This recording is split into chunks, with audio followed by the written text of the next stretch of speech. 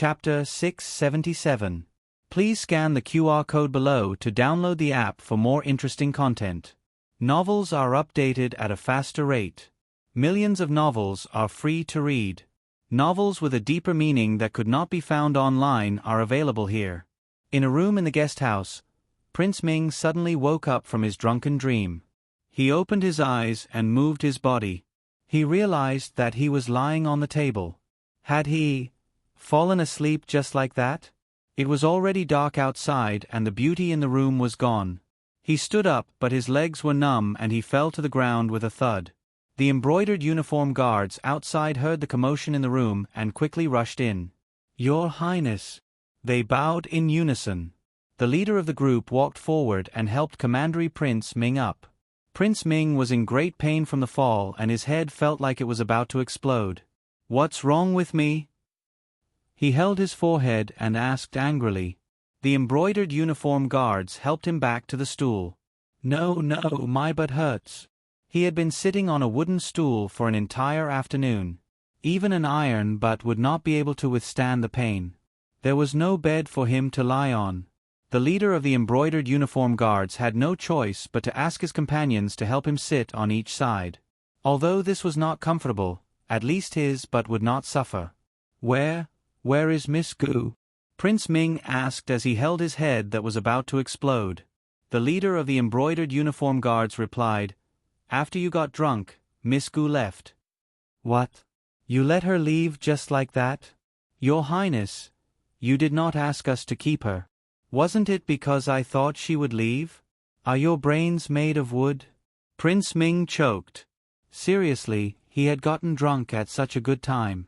Prince Ming wanted to blame the beauty, but when he thought of her cold personality, he felt that he had left her in a fit of anger because he was drunk. "Didn't you say you would give me a painting?" "Your Highness, is this it?" One of the embroidered uniform guards picked up a piece of paper on the table.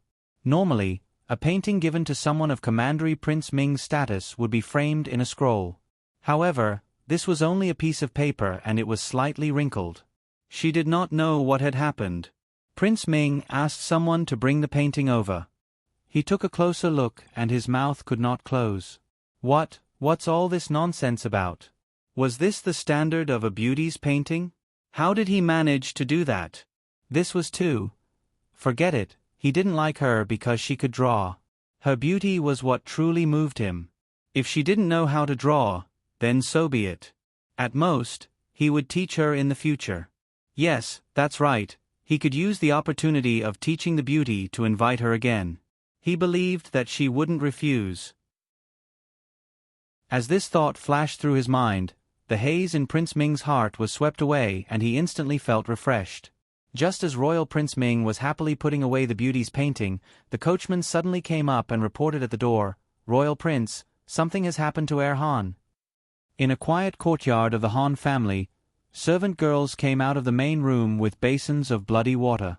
Han Shixi's injuries were too horrible to look at. The doctor spent almost an hour just cleaning his wounds. Fortunately, his internal energy was profound and his foundation was not damaged. However, it was still very humiliating. He sat on the chair with a cold expression, while Han Yong sighed and stood by his side. "I want you to lie on the bed for a while," Han Yong said. "No need." Han Shixi was bare-chested. He covered his chest and gritted his teeth. Han Yong sighed, "Why are you so stubborn? If you're injured, you have to lie down." Han Shixi's eyes were cold. "I said no need." Second uncle didn't argue with him on this topic. Instead, he asked, "Who did this? How could they injure you like this?" Han Shixi's martial arts were absolutely unbeatable among his peers in Shangdu. Those who were older than him wouldn't easily attack a junior. Han Shixi recalled the masked teenager he saw on the roof. He also felt that he was unfamiliar. If there was such a young master in Shangdu, it was impossible for him not to have heard of him. However, the opponent didn't rely on martial arts to defeat him. It was a scheme and gunpowder. First, he used countless hidden weapons to make Han Shixi think that Han Shixi was carrying hidden weapons. This caused him to choose not to dodge when the opponent threw the gunpowder.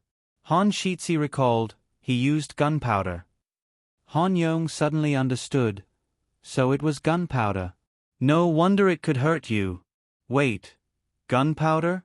Isn't gunpowder something that only the State Preceptor Hall has? Han Shitzi shook his head. It's true that gunpowder was invented by the State Preceptor Hall, but it's already used in the military. The aristocratic families can also get their hands on it. Han Yong pondered for a moment and said, the control of gunpowder is very strict. It's not easy to get it. Han Shitzi didn't deny this point. The gunpowder was mixed with knockout drugs. Also, he used something on me in the end. It wasn't knockout drugs, but it made me unable to move. Han Yong pondered. Gunpowder, unknown poison.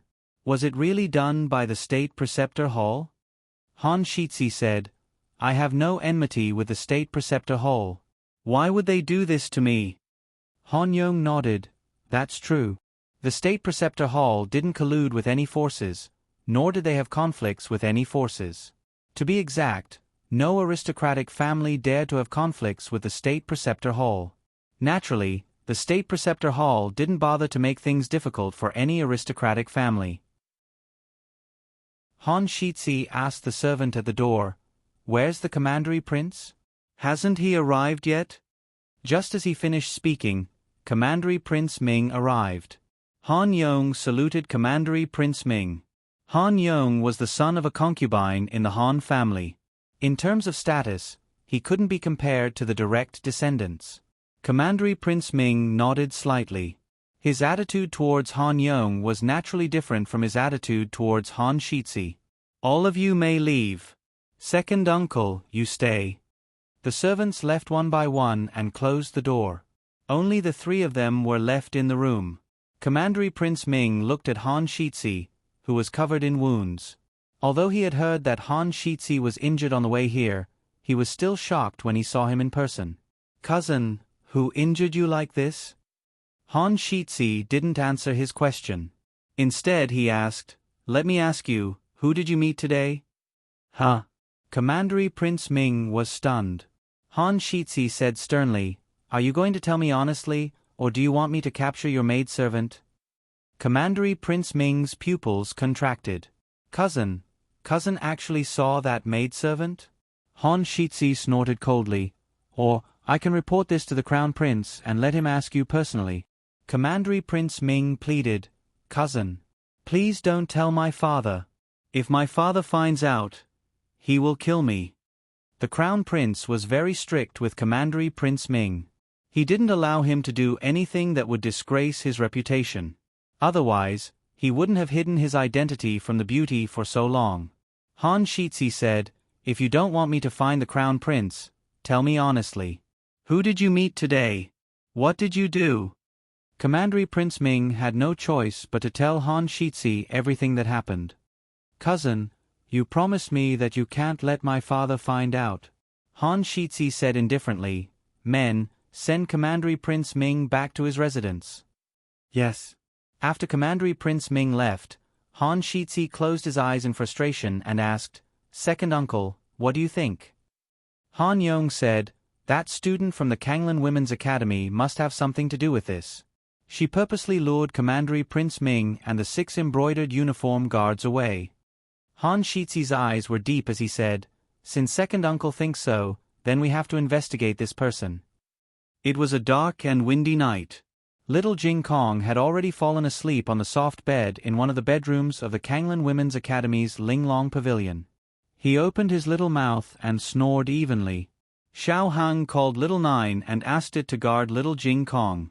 Then, he went to the gatehouse and gave the gatekeeper 1 tael of silver to let her sit in his room. Little Jing Kong usually didn't wake up. However, if he woke up halfway, it was always good to have someone around. Whether something happened to him or not was one thing, but whether he was scared or not was another. After doing all this, Xiao Hang put on his cloak, hat, and veil. Then, he sneaked out of the academy. On a big tree, a man in black gave his companion a look and said, Let's go. Follow me. Xiao Heng's carriage stopped in front of a pawn shop on Huayong Street. Xiao Heng got out of the carriage. The clerk of the pawn shop was closing the door and said, We are closing now. Come back tomorrow. Xiao Hang took out a piece of paper and handed it to him. I want to see your shopkeeper. The clerk was slightly stunned when he saw this sentence. Then, he looked at him carefully. Xiao Hang was wearing a veil, but it didn't affect his unique beauty. Some people could charm everyone with just a pair of eyes. The clerk swallowed his saliva. Then, he saw that Xiao Heng's black cloak revealed a bit of the Kanglan Women's Academy's uniform. He said in a daze, "Please, wait a moment." The clerk rushed in. He could hear the conversation between him and the shopkeeper. "Who is it? It's so late." A girl. She wants to see you. She seems to be very powerful. Her aura is very strong." The clerk ran out with a smile and said to Xiao Hang, "Please." Erhan had his own intelligence network. Naturally, the people he sent wouldn't be bad. Except for the time when they followed Gu Jiao, they all completed their tasks perfectly. Sun Feng and Zheng Hai are back. The guard outside the door reported. "Let them in." Han said. Han Yong took a sip of tea. The two of them entered. Sun Feng reported, "This subordinate has inquired. That student surnamed Gu is from Zhao Kingdom." Han Yong was surprised. He laughed and said, "Zhao Kingdom again. That Xiao Lulang is also from Zhao Kingdom, right? Do they have any relationship?" "It's hard to say." Han continued to ask Sun Feng and Zheng Hai, "What else?" Sun Feng replied, "Also, we followed her and found that she went to a pawn shop in Flower Sunday." Han asked, "There are several pawn shops in Flower Sun Street. Which one did she go to?" Sun Feng hurriedly said, "Guerin Hall." Han Yong weakly inhaled a breath of cold air. He touched his chin and asked, "The one that used to be a pharmacy and later became a pawn shop?" Han's eyes narrowed. "That's right." Han Yong didn't understand and said, "Wait, we investigated that shop before. What was the shopkeeper's name again?" "Wang Fugue." "Yes, that's the name. Isn't he the Crown Prince's spy?" Han said, "He's also the Nangong family's spy. Guerin Hall is a contact point for the Nangong family to collect information." Han Yong laughed sarcastically. "This Wang Fugue wants to eat from both sides. He's both the Crown Prince's man and the Nangong family's man. Isn't he afraid of being overthrown?" Although the Nangong family was on the Crown Prince's side, the Crown Prince probably wouldn't like it if the Nangong family bribed his men to be spies. "Since you knew, why didn't you tell the Crown Prince?" Han Yong asked his nephew. Han said, "So what if I told him? Instead of letting the Nangong family bribe someone else, it's better to use this Wang Fugue. At least I have my eyes on him." Han Yong laughed. "That's reasonable." Han looked at Sun Feng. "Did she go to the pawn shop to find Wang Fugue?" Sun Feng respectfully replied, "Yes, she waited until the pawn shop was about to close before going to see Wang Fugue directly. I didn't hear what they talked about. She's mute.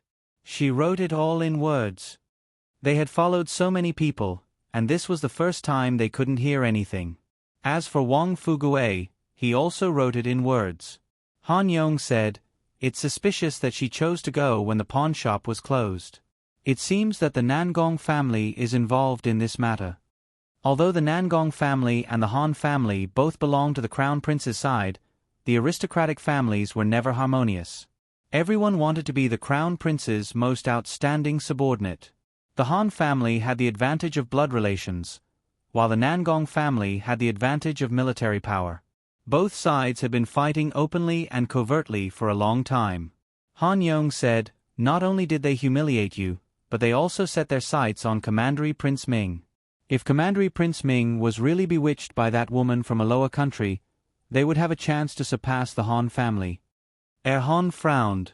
"Second uncle's words make sense, but I still feel that something is wrong." Han Yong said, "Don't think too much. Believe me, other than the Nangong family, there's no one else." When Xiao Hang came out of the pawn shop, it was drizzling. The coachman handed him an umbrella.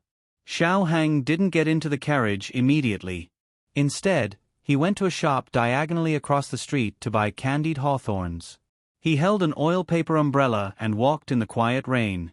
From time to time, people passed by him in a hurry. His veil was gently blown up by the night wind, revealing a heaven-shaking face. In a tea house by the street, two people sat near the window.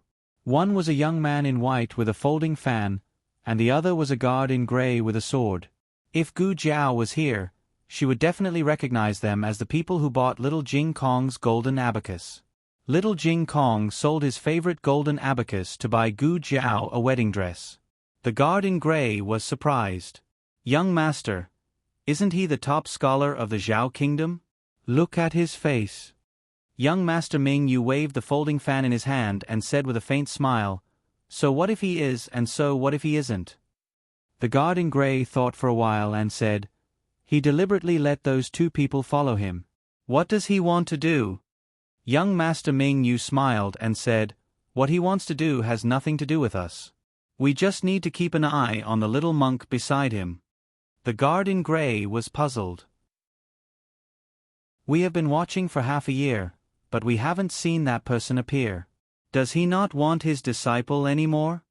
"He doesn't want his disciple anymore?" Young Master Ming Yu looked at Xiao Hang, who was holding an umbrella in the rain. He sneered and said, "Then who do you think gave them the admission papers?" The guard in gray scratched his head. "Who?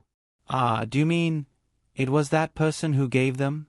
Young Master Ming Yu smiled and said, "I'm really curious now. What does he want to do by bringing this group of people to the Yen Kingdom?" After a few hot days, it finally rained. Royal Prince Ming braved the pitter-patter of rain to return to his manor. As usual, he went to pay his respects to his father. Although it was getting late, he had come from the Han family. As long as he said that he had been with his cousin the entire time, Imperial Father would not blame him. He was stopped by the guard when he arrived at the door of the Crown Prince's study. "Prince Ming Yu, the Crown Prince is discussing something important with someone. Please come back tomorrow. Then remember to tell my father that I have come to pay my respects to him." "I will." Prince Ming Yu did not dare to eavesdrop on his father and left with an umbrella. In the study, the Crown Prince sat on a chair with an official's hat behind the desk. In front of him was a high-ranking embroidered uniform guard. The embroidered uniform guard had just reported the news he had gathered. The Crown Prince clenched his hand on the armrest and said in a low voice, "What did you say? The Crown Princess is coming back?" The embroidered uniform guard said, "Yes, the Emperor's verbal order has been sent to the Imperial Mausoleum." The Crown Prince said thoughtfully, "Has he finally decided to execute her or pardon her?" The embroidered uniform guard said, "I don't know. The verbal order did not mention this." The Crown Prince loosened his fist and rubbed the armrest of the chair.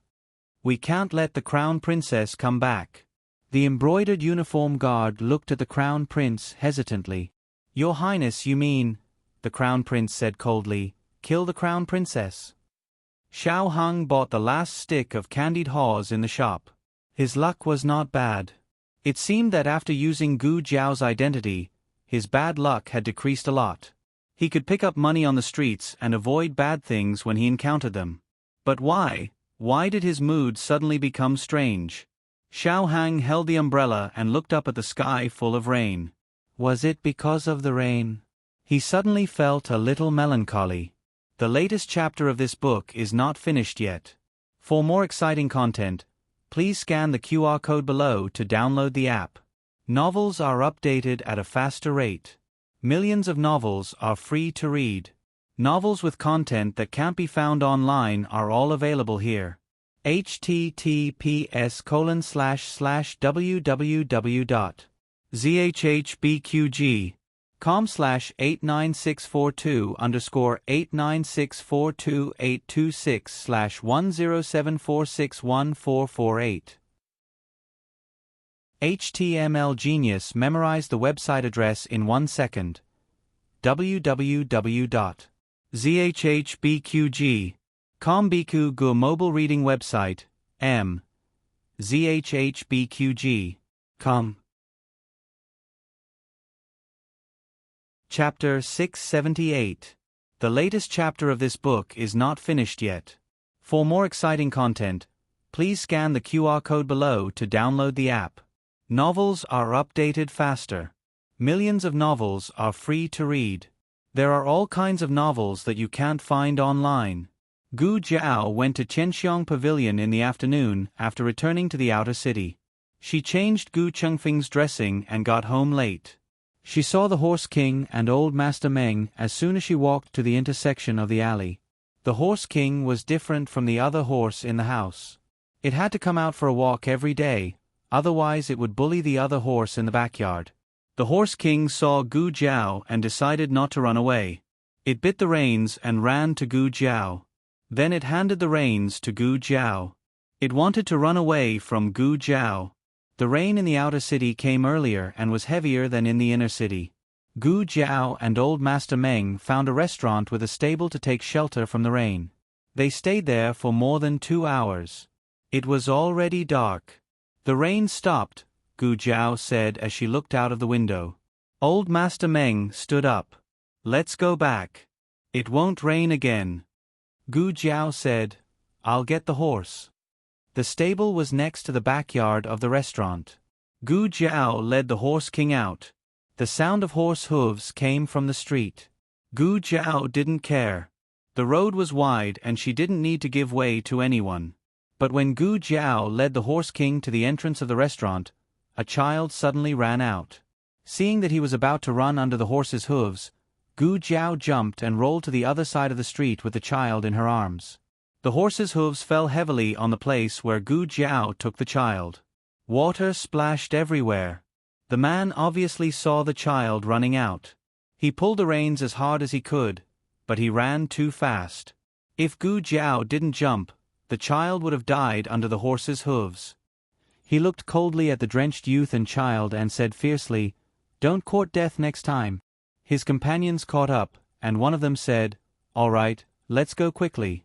Don't delay things. Humph. He grabbed the reins and whipped the horse, causing it to gallop away. Son. A middle-aged woman from the restaurant stumbled as she ran over.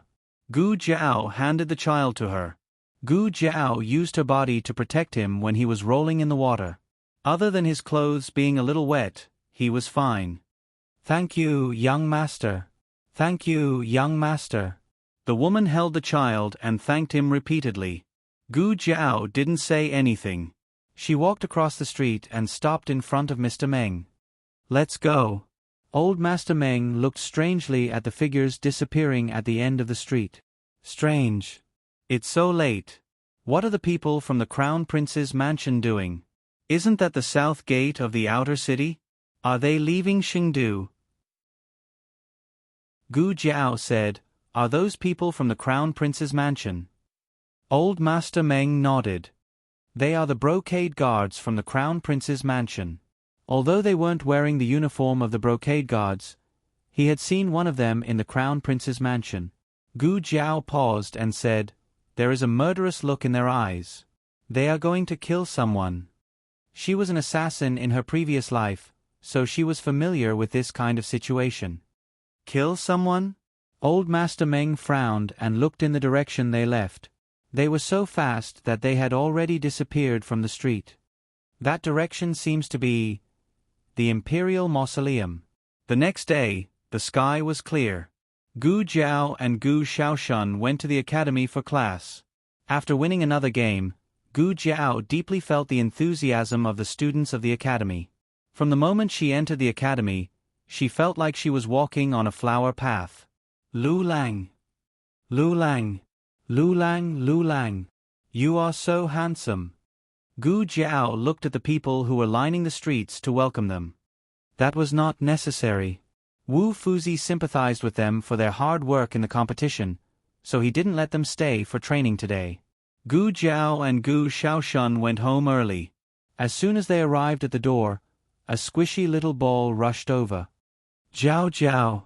Gu Jiao caught him with one hand. Jing Kong. Hey, you are faster. Little Jing Kong looked up and said cutely, That's because I have been practicing hard every day. Then he greeted Gu Shaoshun. Brother Xiaoshun. Gu Xiaoshun pinched his face. Gu Jiao held his little hand and walked inside, looking at the central room as they walked. Don't look. Xiao Hang is not here. Along with a familiar voice, Gu Chengfeng swaggered out from inside. He looked at little Jing Kong, who was being led by Gu Jiao, and said, I went to the inner city to pick him up. Little Jing Kong immediately said solemnly, Jiao Jiao, I don't have class today. I am not playing truant. Okay. Gu Jiao nodded. With Xiao Hang around, he won't let you skip school. Have you recovered? Gu Jiao asked Gu Chengfeng. Jiao Jiao, I am going to find little Shi. Little Jing Kong tilted his head and said. Gu Jiao touched his little head. Go ahead.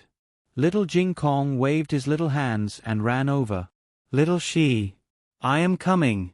Horse King, who was eating grass in the backyard, felt its mane stand up and its body tremble. It immediately went to the millstone and put on a condom. It wanted to grind. The two continued their conversation. Gu Chengfeng raised his eyebrows and said, My injury has healed a long time ago. Didn't you see it yesterday? Indeed, when Gu Jiao went to change Gu Qingfeng's dressing yesterday, she found that he had almost recovered. Gu Jiao said, You came at the right time. Remove the stitches on the wound later. Gu Chengfeng was speechless. Gu Chengfeng was pushed into the house and was removed by Gu Jiao without any resistance. This year, his martial arts had improved a lot, but compared to this girl's speed of improvement, it was not enough. What was wrong with this girl? Her skills were improving day by day.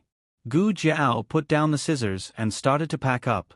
Gu Chengfeng tried to regain his dignity and said, Aren't you going to ask me how I got into the inner city? Quick, praise me for being capable, praise me. Gu Jiao said, Oh, the #1 thief in the capital, Fei Shuang. Stealing a child is not a problem. Gu Chengfeng, what do you mean by stealing a child? Was he that kind of person? But to be honest, entering the Yan Kingdom was the most difficult. It was almost impossible to sneak in. The checkpoints in the outer city of Shangdu were also strict, but it seemed that once you entered, you would not be questioned all the time. After all, everything that should be blocked was blocked outside. Gu Chengfeng felt that using words with Gu Jiao did not give him any sense of accomplishment. Because Gu Jiao would never accept a joke. She was the king of awkward silence, the terminator of conversations. Su Fengxian gave me a new identity and an inner city talisman, Gu Chengfeng said. Gu Jiao was confused. Even Gu Chengfeng had an inner city talisman? I want one too, she said. Do you know how to sing? Nope. Do you know how to tell stories? Nope. Or do you know how to play music? She knew this. Facing a group of perverted stinky men, you are not allowed to beat them up. Gu Jiao was speechless. She wanted to beat them up. Gu Chengfeng knew it would be like this. He waved his hand and said, Okay, I have something important to talk to you about today. Speak. Gu Jiao put the used cotton swabs into a special basket. Gu Chengfeng said casually, In the past few days in Tianxiong Pavilion, I accidentally found out some information. Saying that he accidentally was being modest. He was clearly racking his brains, using all his skills and risking his life to find out information. I'm listening. Gu Jiao put the used gauze into the same basket. These things would be burned later. Gu Chengfeng said, Last time, the people who went to Zhao country to assassinate Xiao Hang were from the Nangong family, right?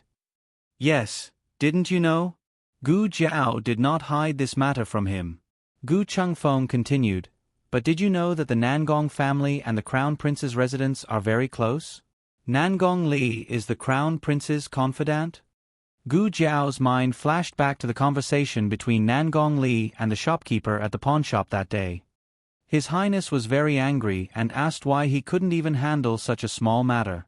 This is not a small matter. One of my arms is gone. So, the Highness that the shopkeeper was talking about was the Crown Prince of the Yan Kingdom? The Crown Prince of the Yan Kingdom wanted Xiao Heng's life? Why did the Crown Prince of the Yan Kingdom do this? What was the relationship between Xiao Hang and the royal family of the Yan kingdom? Gu Chengfeng said, the Nangong family and the Han family are both on the crown prince's side, but the two families don't seem to have a good relationship. He suffered a lot at the hands of the Han family, so when he asked for information, he inevitably asked about the Han family as well. He continued, I heard that the two sons of the Han family were beaten up one after another. Could it be the Nangong family? Gu Jiao said, no. Gu Chengfeng asked strangely, how can you be sure that it wasn't the Nangong family? Gu Jiao thought for a moment and said honestly, because I did it. The corner of Gu Chengfeng's mouth twitched. As expected, this girl's courage was still so big. Is there any other news? Gu Jiao asked. Gu Chengfeng thought for a moment and shook his head. There doesn't seem to be any useful news for now. He had heard a lot of news at Qianxiang Pavilion, but most of it was the gossip of the aristocratic families. It was enough to be a topic of conversation before and after tea, but it wasn't of much value. Oh, wait. He suddenly thought of something and said thoughtfully, there is another big matter. The crown princess is coming back. It is said that the monarch allowed her to come back. The monarch, the crown princess. Gu Jiao's hand that was tidying up the medicine box paused.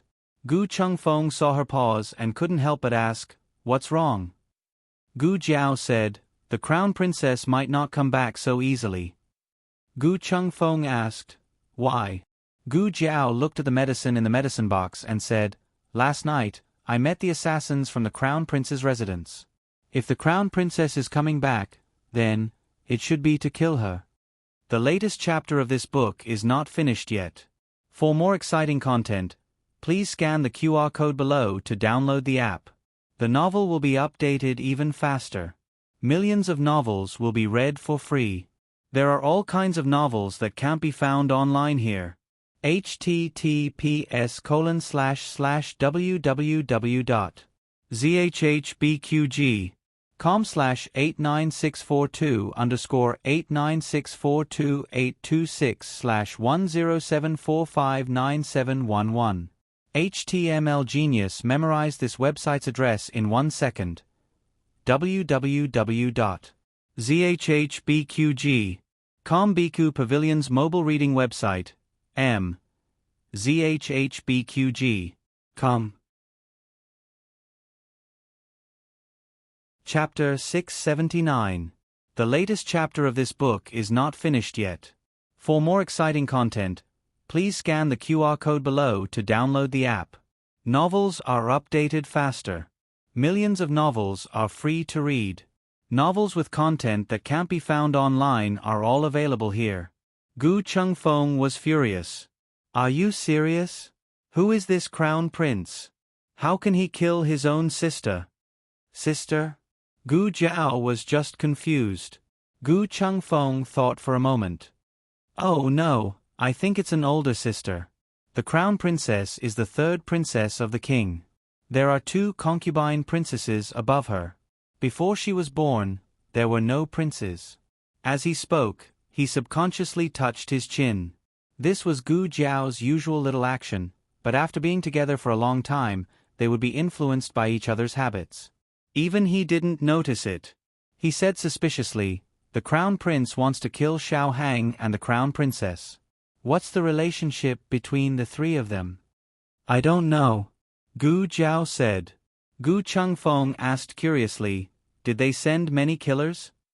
Gu Jiao said, 6. Regardless of what kind of person the crown princess was, the crown prince wanted to kill Xiao Hang. So in all fairness, Gu Chengfeng didn't want the crown prince to succeed. Can we report it to the officials and let them get him back?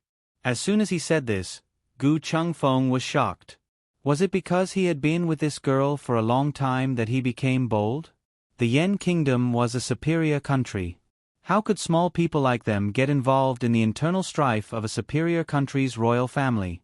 One mistake and they would be doomed eternally. They wouldn't even know how they died. Moreover, the crown princess was not related to them. Just because they didn't like the crown prince, they risked their lives to save the crown princess. Wasn't the price too high? Gu Jiao closed the small medicine box with a click. Gu Chengfeng was startled by the sudden sound. Gu Jiao picked up the small basket and started to pack the hidden weapons. Send Jing Kong back later. Of course I will send him back, Gu Chengfeng said without hesitation. I brought him here.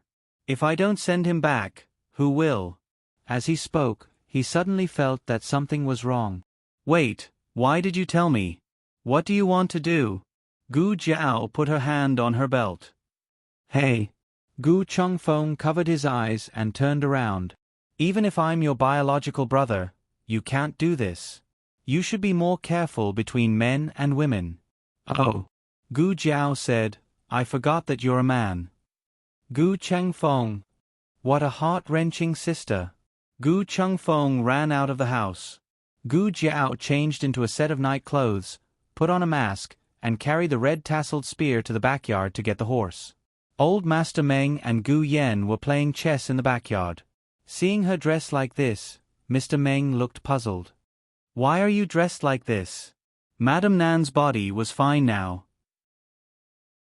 She went to the kitchen to start the fire, intending to make some food for little Jing Kong. She saw Gu Jiao when she came out to fetch some water. She was slightly stunned. You're going out? Gu Jiao nodded. Yes, I'm going out. Madame Nan, please take care of Ah Yen for the time being. It was her duty to take care of Gu Yen. After all, he was her husband's disciple. But how long would she be out for? She even asked for his help? Gu Yen looked down and squeezed the chess piece in his hand. Gu Shaoshan accompanied little Jing Kong to play with little Shi. Gu Jiao asked Gu Yen to tell Gu Shaoshan to take a few days off for her. Okay. Gu Yen responded in a low voice. Gu Jiao led the horse to the door. Gu Chengfeng chased after her. Hey! Are you crazy? Do you know what you're doing? What does the internal strife of the Yen Kingdom's royal family have to do with us? Gu Jiao straightened the saddle and fastened the buckle. The crown prince wants to kill Xiao Heng. Gu Chengfeng asked, So?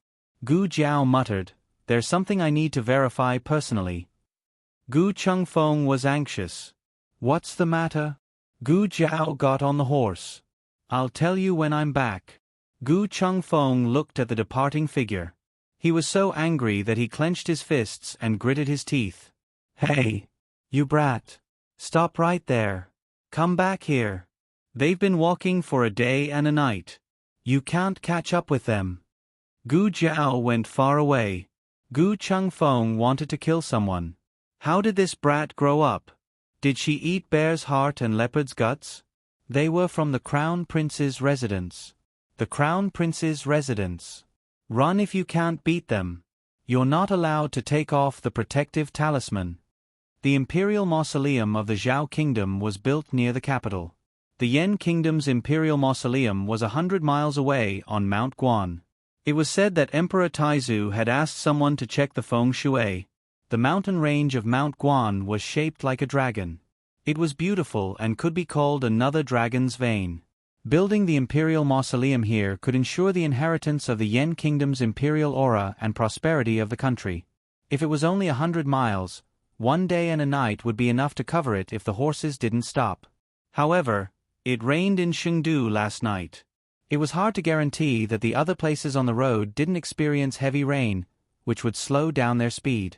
As for how much, it would depend on the specific situation at the time.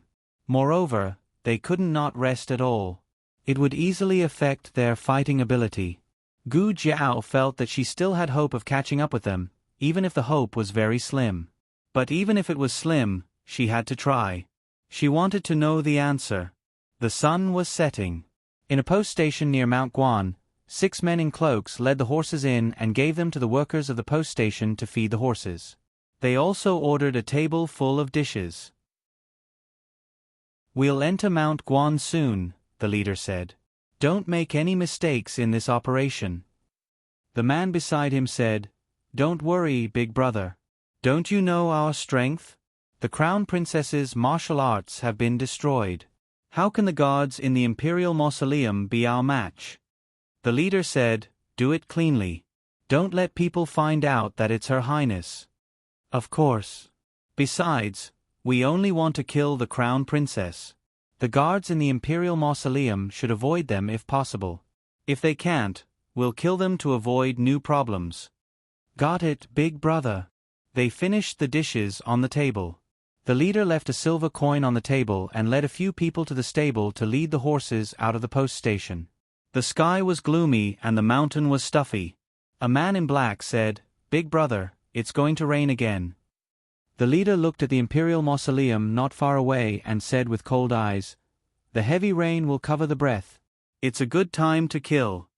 As he spoke, he covered his face with the black cloth around his neck. The others also covered their faces with cloth. He ordered, "Let's go." They gripped the reins and pulled out the swords at their waists. With murderous intent, they galloped toward the imperial mausoleum in the night. To reach the imperial mausoleum, they had to cross a cable bridge. Just as they were about to step onto the bridge, an arrow suddenly flew from behind them. It carried a biting, cold, murderous intent and an extremely sharp sound as it tore through the air. It seemed to tear a hole in the dark night. The leader instantly became alert and cut the arrow in half with his sword. "Who goes there?" He pulled on the reins and stopped at the entrance of the cable bridge. When he stopped, the 5 men in black behind him also stopped. They all lined up. The leader turned his horse around and stood at the front of the group. His eyes were like torches as he looked at the youth who was riding toward them in the dark night. Moonlight chased after the youth. He held the bow in one hand and the reins in the other.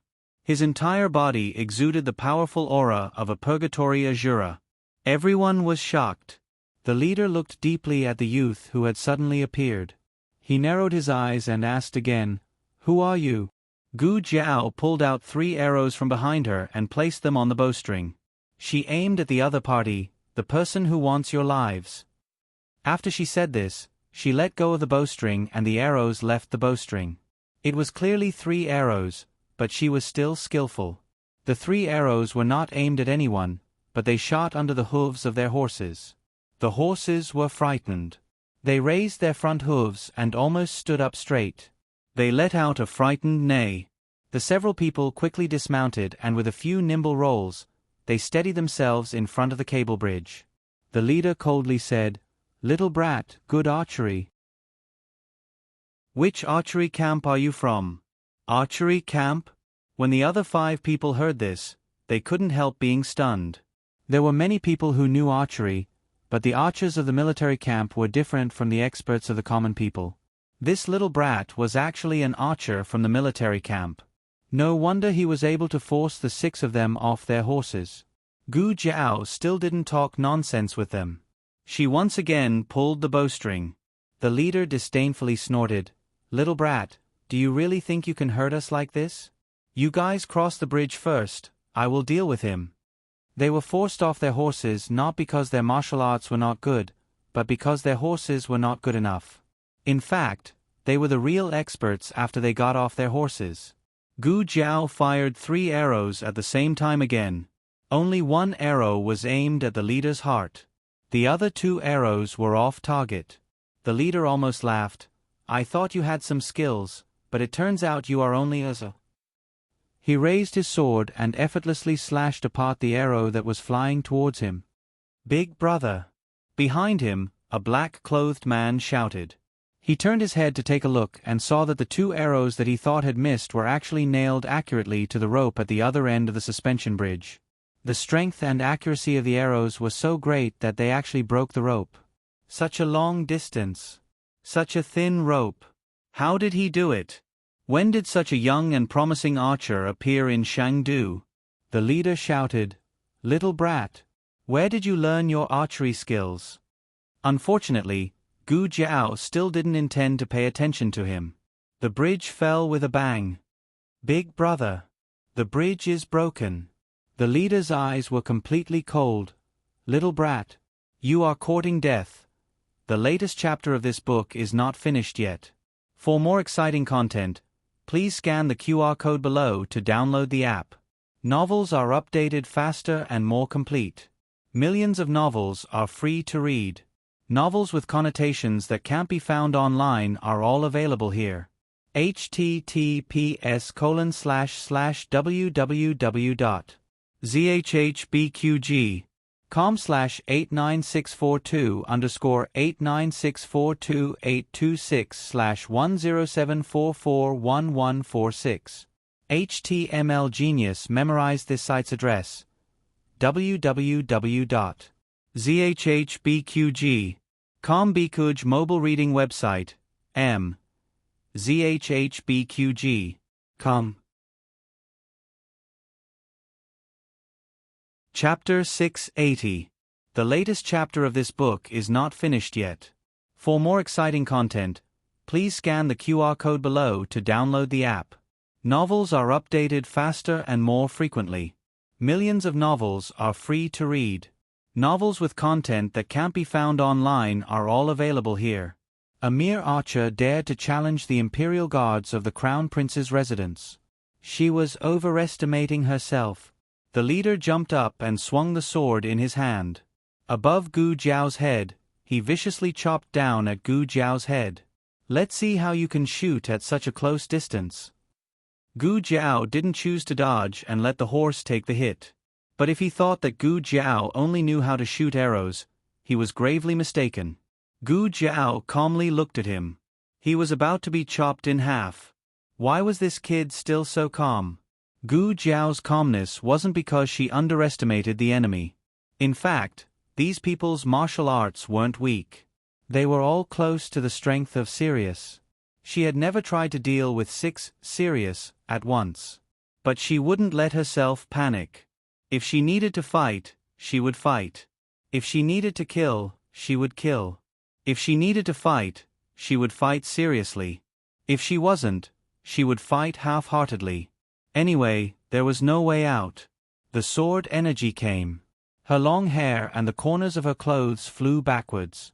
She pulled out the red tasseled spear from behind her back and blocked the opponent's attack. The sword energy shattered the white cloth wrapped around the red tasseled spear, revealing the small braids at the tip of the spear and the large red flowers all over the spear. The leader's eyes were almost blinded. His breathing stopped for a moment. What the F***ck is this? Gu Jiao swung her spear and hit his waist. Shit. He was directly sent flying. It wasn't that he couldn't dodge or catch it.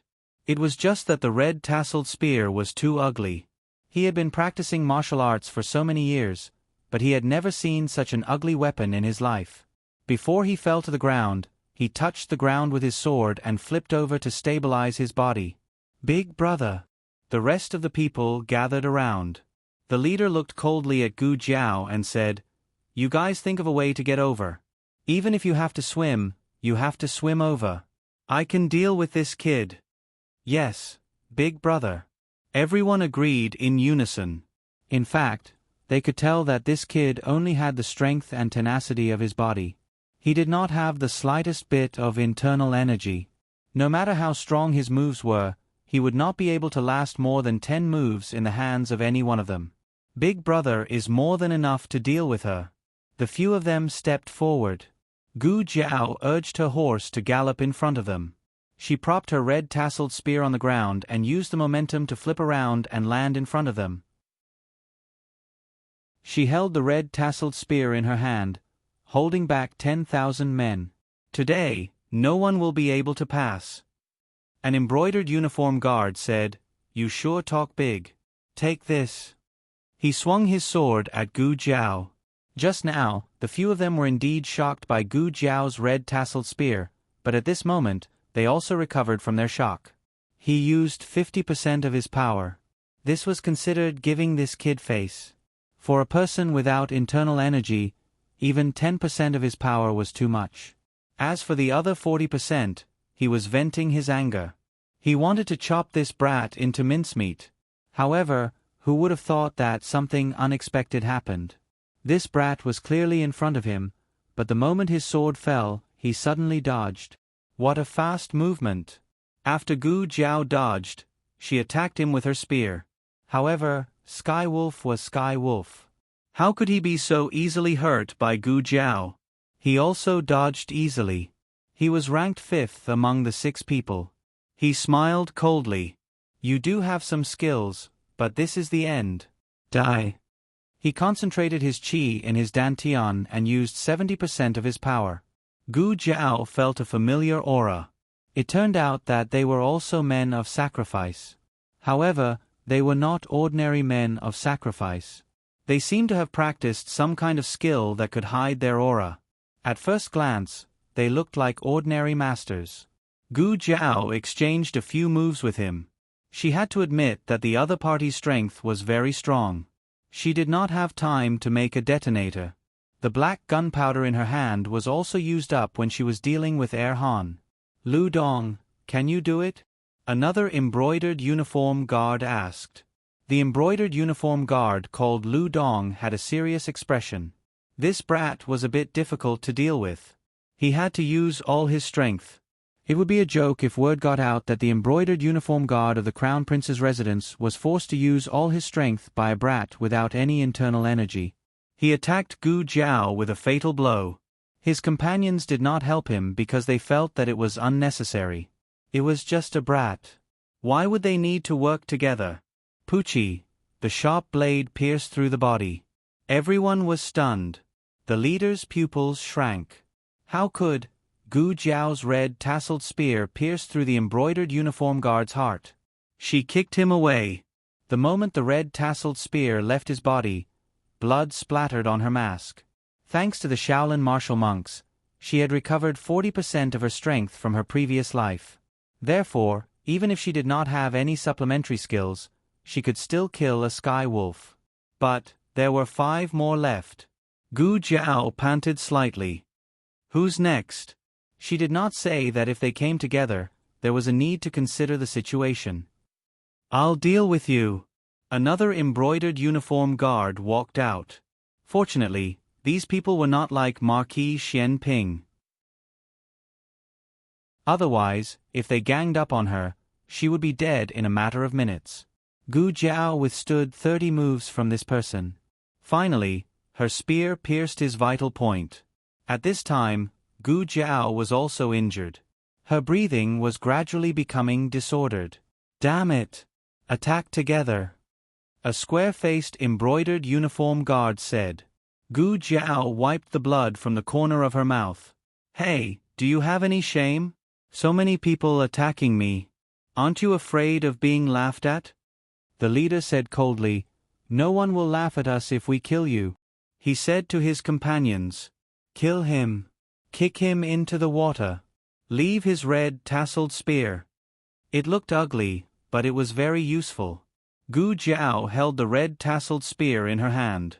As expected, no one could escape from the red tasseled spear. Unfortunately, this red tasseled spear was her brother's. She could not give it to him. The 4 people joined forces to kill Gu Jiao. Gu Jiao and the 4 people exchanged more than 100 moves. Her body was already stained with blood. The opponents had the advantage in martial arts and numbers, so their injuries were not as serious as Gu Jiao's. It seemed that the 4 people had the upper hand. In fact, the 4 of them were very surprised. Where did this kid come from? How could he still fight? They said that he was like an archer from the barracks, but he could also use the red tasseled spear so well. They did not remember which barracks in Shangdu had such a powerful youth.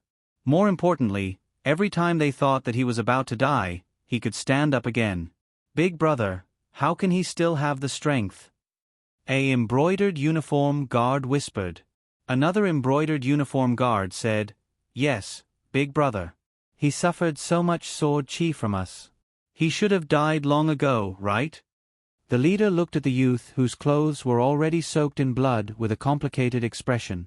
The youth's mask had fallen off during the fight, but he could not see the youth's face because it was covered in blood. The leader suddenly felt reluctant to kill him. Boy, I don't care who sent you. That person is not a good person. You are not a match for us, but he sent you alone. It is clear that he wants you to die. If you are willing to rely on our master, I can spare your life and cultivate you in the future. Big brother. The other 3 people's faces changed at the same time. He killed Lu Dong and Zhong Chong. A embroidered uniform guard rebuked. The leader did not answer. Instead, he stared at the youth who had already exhausted all his strength but still refused to surrender like a blood wolf. Either you die or surrender. You choose. I choose. Gu Jiao looked at them coldly through her blurred vision. Kill you. The leader gritted his teeth and said, It seems that there is no need to be merciful. Kill him. The three people rushed toward Gu Jiao. Gu Jiao raised her hand and grabbed the protective talisman around her neck. If you can't beat me, then run. You are not allowed to take off the protective talisman, do you understand? Gu Jiao slowly lowered her hand. Her eyes were like torches as she looked at the three people rushing toward her. She raised the red tasseled spear in her hand and met them head-on in a suicidal manner. The three people's eyes were wide open. This boy. Gu Jiao's spear pierced through the embroidered uniform guard on the right. The embroidered uniform guard on the left was separated by one person, so he did not cause any harm to her. However, the one in the middle cut her leg with his sword. She kicked him and used the force to pull out the red tasseled spear. She flipped back 7 feet. This was a scene that no one had expected. She was clearly struggling at death's door, but she killed another one. The leader's killing intent surged. Among the young people, the strongest person I have seen is the Han family's heir. Your current martial arts may not be as good as his, but your talent is definitely above his. It is a pity that we have to kill you. As soon as he finished speaking, he held his sword and fiercely slashed at Gu Jiao. She couldn't block this sword. She could not take off her safety talisman. Her entire body was numb. Xiao Heng, I still haven't found out about your past. She fell face down with her eyes wide open. She fell to the ground in a daze. Die! The leader's sword slashed at Gu Jiao's neck. Clang! The sword was suddenly blocked by something and flew out of his hand. It was nailed to a tree not far away. The sword's hilt shook. It could be seen how strong the attack was. Who is it? He turned around and shouted. TSK, a group of grown men ganging up to bully a little girl. Are the embroidered uniform guards from the Crown Prince's palace this shameless? Under the moonlight, a monk wearing a grey robe walked towards them step by step. He had a string of prayer beads hanging from his hand. This monk was very handsome. He was clearly a monk, but he had a pair of charming peach blossom eyes. There was also an unforgettable mole under his right eye. The latest chapter of this book is not finished yet. For more exciting content, please scan the QR code below to download the app. Novels are updated even faster. Millions of novels are free to read. There are all kinds of novels that you can't find online. https://www.zhbqg.com/89642/826/1074408666. HTML Genius memorized this website's address in 1 second. www.zhbqg.com Biku Gu mobile reading website, zhbqg.com.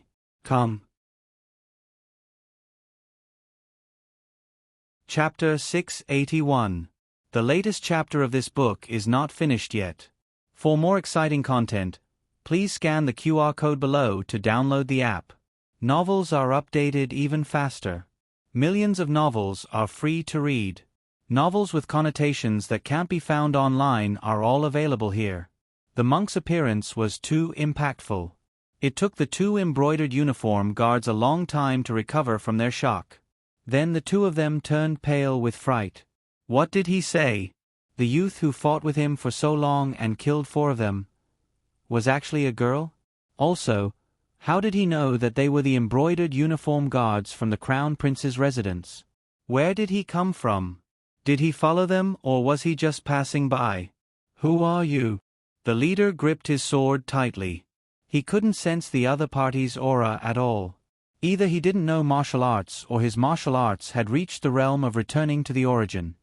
He looked at the sword that was nailed to the tree. There was a hole in the sword. He looked at the surrounding empty space and found a green leaf inserted into the soil. The leader's pupils constricted. Could it be that the monk used a leaf to knock away his sword? And even crippled it? How terrifying was his inner strength! The monk smiled and said, "I'm a monk. My name is not worth mentioning." Under the moonlight, his smile gave off an inexplicably eerie feeling. The two embroidered uniform guards' hearts couldn't help but skip a beat. Bullshit monk. They had never seen such a demonic monk. The leader's heart unconsciously filled with fear. He gripped the hilt of his sword and calmed his mind. He threatened in a cold voice, "Monk, this has nothing to do with you. If you know what's good for you, then scram." Sigh. The monk's thin lips parted slightly and sighed faintly. He said, "Monks are merciful. Why do you two benefactors have to fight and kill? Can't we talk things out?" The other embroidered uniform guard pointed his sword and roared, "Who the hell wants to talk things out with you? Either you scram, or you bald donkey will be killed as well." "Oh." The monk smiled faintly. Then he raised the hand with the string of Buddhist beads. His slender fingertips touched his delicate chin as if he was deep in thought. "You want to kill?" When the leader heard this, he didn't know why, but the uneasy feeling in his heart grew stronger. He could not see through this monk's strength at all. The embroidered uniform guard said disdainfully, "Big brother, don't waste your breath with him. Leave this kind of guy to me.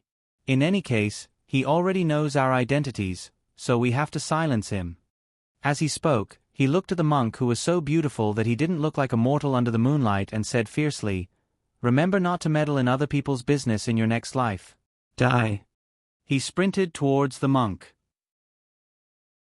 When he was about 10 steps away from the monk, he suddenly leaped into the air and grabbed the hilt of his sword with both hands before slashing down at the monk. It was as if he was going to cleave the monk in half. "Stop!" The leader reached out in order to stop him, but it was too late. His sword slashed down. The monk looked up at the embroidered uniform guards who were attacking him from the sky. The corners of his lips curled up slightly. He raised his left hand that was not holding the prayer beads and gently moved them with his fingertips. "What's the situation?" "My sword." The embroidered uniform guards only felt a majestic force hit his sword.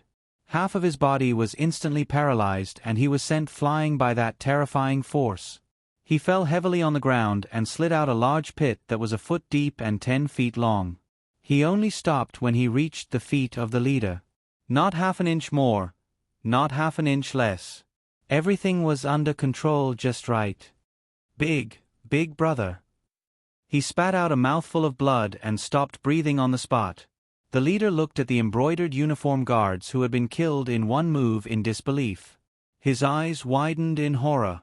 Not all the embroidered uniform guards were death warriors, but all 6 of them were. Death warriors were braver and more fearless than ordinary people. They never cowered in battle. However, for the first time in his life, he had the thought of retreating. Damn it! Where did this monk come from? First, there was an unkillable brat. Why was there such an abnormal expert?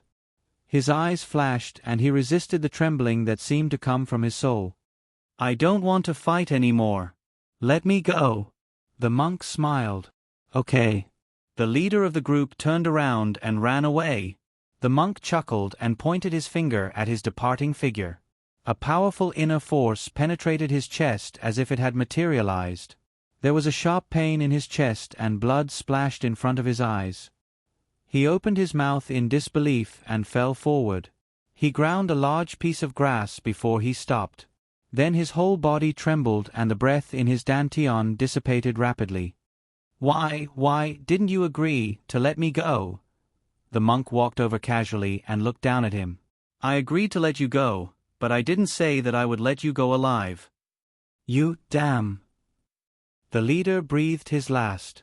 The monk raised his eyebrows and came to Gu Jiao's side.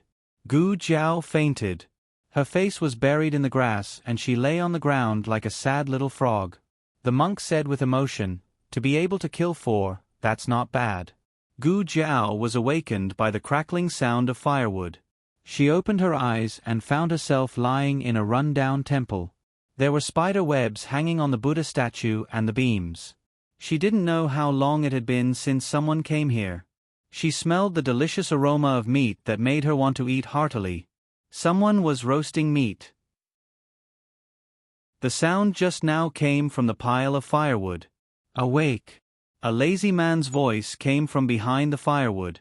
The voice was a little familiar, as if she had heard it before. Gu Jiao's first reaction was to sit up and restore her alertness. Then she saw the monk behind the firewood. It's you. Wasn't this the beautiful monk she met in the countryside? She went up the mountain to find the abbot and met a monk who fell into a trap on the way. Her deepest impression was that the monk was really good-looking, and the second deepest impression was that the monk was really weird. The monk was bitten by a poisonous snake, and then he killed it. Gu Jiao blinked and looked at him without blinking. Why did you come to the Yen kingdom? The monk roasted the meat and said, How can you be sure that this is the Yen kingdom? Ah! Gu Jiao was stunned. I went back to the Zhao kingdom. Ha ha ha. The monk suddenly laughed. Gu Jiao did not find it funny. She stood up and checked her own condition. The wounds on her body had been applied with the golden sore medicine, and they had healed well. She looked around and found that she was sleeping on a pile of hay. Her small basket and red tasseled spear were lying at her feet. She clearly remembered that the red tasseled spear had 8 small braids, but now it had become 10. Could it be that the monk did it? Do all monks have a hobby of braiding their hair? Those 2 people, are they dead?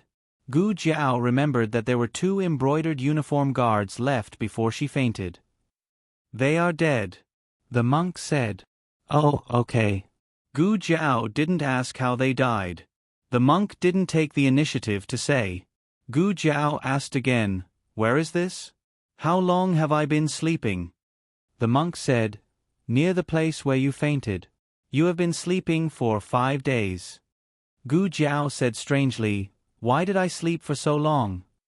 She shouldn't have slept for so many days because of her injuries, right? The monk spread out his hands. How would I know? Gu Jiao took out the first aid kit from the small medicine box and counted the medicine. The corner of her mouth twitched. You gave me a whole bottle of tranquilizers? The monk suddenly realized. Is that a tranquilizer? Ah, you didn't label it on the bottle. You had a high fever, so I applied your golden sore ointment on you, but you were still as hot as a small stove. I had to find some medicine for you, and it seems that it was indeed medicine. I was worried that I had made a mistake. Gu Jiao's face darkened. You didn't even know whether the bottle was filled with medicine or not, but you gave me dozens of pills. Can you be more unreliable?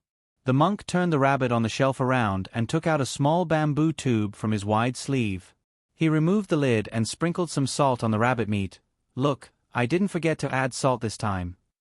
If he didn't mention this, Gu Jiao would have almost forgotten that the monk had fallen into her trap because of a rabbit.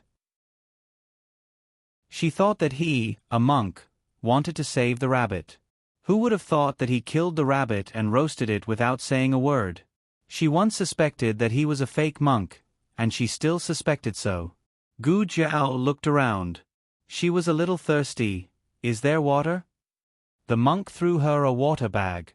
Gu Jiao caught it in her hand. It was empty. The monk said, There is a small stream outside the back door of the temple. Take this to get water. Gu Jiao said, Then I can drink without a water bag. The monk looked at Gu Jiao and said confidently, I'm asking you to get some water for me. Gu Jiao was speechless. What kind of monk was this? Gu Jiao took the water bag to the backyard to get water. The monk looked at her walking as if she was flying. He narrowed his charming peach blossom eyes. You recover so quickly. Gu Jiao came back after drinking the water and threw the water bag to him. He raised his hand to take it and smiled. Thank you. He was born beautiful. With such a bright smile, all living beings wanted to fall for him. If the monk saved all living beings with this appearance, all living beings would be possessed by the devil. Gu Jiao squatted down in front of the monk. She grabbed a small branch and drew circles on the ground while waiting to roast the rabbit. She asked the monk several questions. Except for the question of how he came to the Yen kingdom, He answered all the other questions. There were only 2 ways to come to the Yen Kingdom. One was to have an official travel permit, and the other was to be marked as a slave. She didn't know which type the monk belonged to. Are you from the Zhao Kingdom or the Yen Kingdom? Gu Zhao asked. Does it matter? The monk asked with a smile. Gu Zhao thought seriously. Oh no. She continued to draw circles. The monk continued to roast the meat. The meat was delicious. Gu Zhao was really hungry. The latest chapter of this book is not finished yet. For more exciting content, please scan the QR code below to download the app. The novel is more complete and updated faster. Millions of novels are free to read. There are novels with connotations that can't be found on the internet here. https://www.zhbqg.com/89642-826/1074222141. HTML Genius memorized the website address in 1 second. www.zhbqg.com Biku Gu mobile reading website, m. zhbqg.com.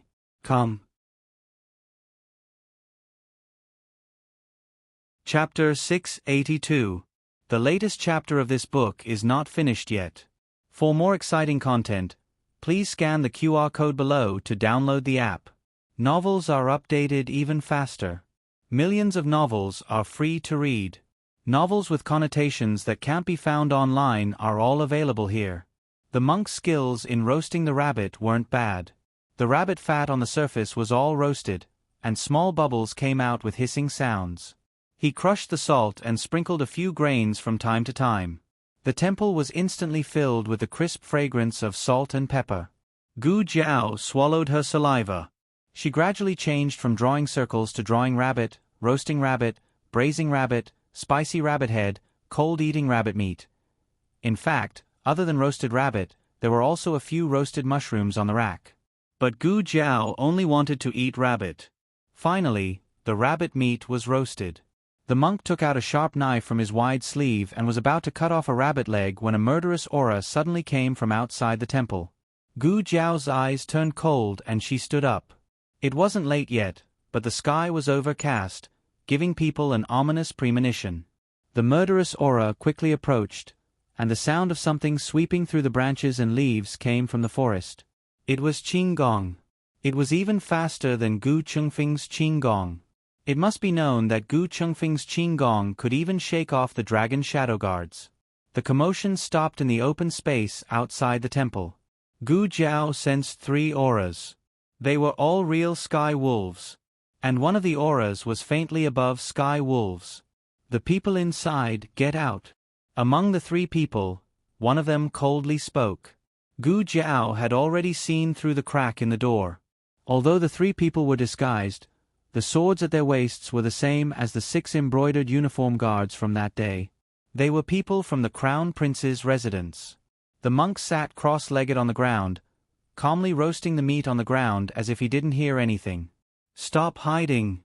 You have the guts to kill people, but don't have the guts to admit it? Gu Zhao grabbed the red tasseled spear on the ground and walked out with a strong aura. The red tasseled spear in her hand landed heavily on the ground, and the powerful force seemed to shake the ground. A trace of surprise flashed through the eyes of the 3 people at the same time. They did not expect that the person they were looking for was actually such a young boy. The strongest man wore a purple cloak while the other 2 wore black cloaks. The purple-cloaked man coldly said, "You're the one who killed the Crown Prince's imperial bodyguards?"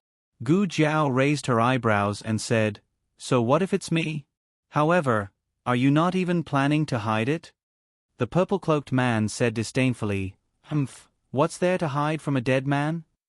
Gu Zhao looked at him and said, "How arrogant." The embroidered uniform guard on the left said, "You're the arrogant one, brat. You even dared to kill people from the Crown Prince's residence.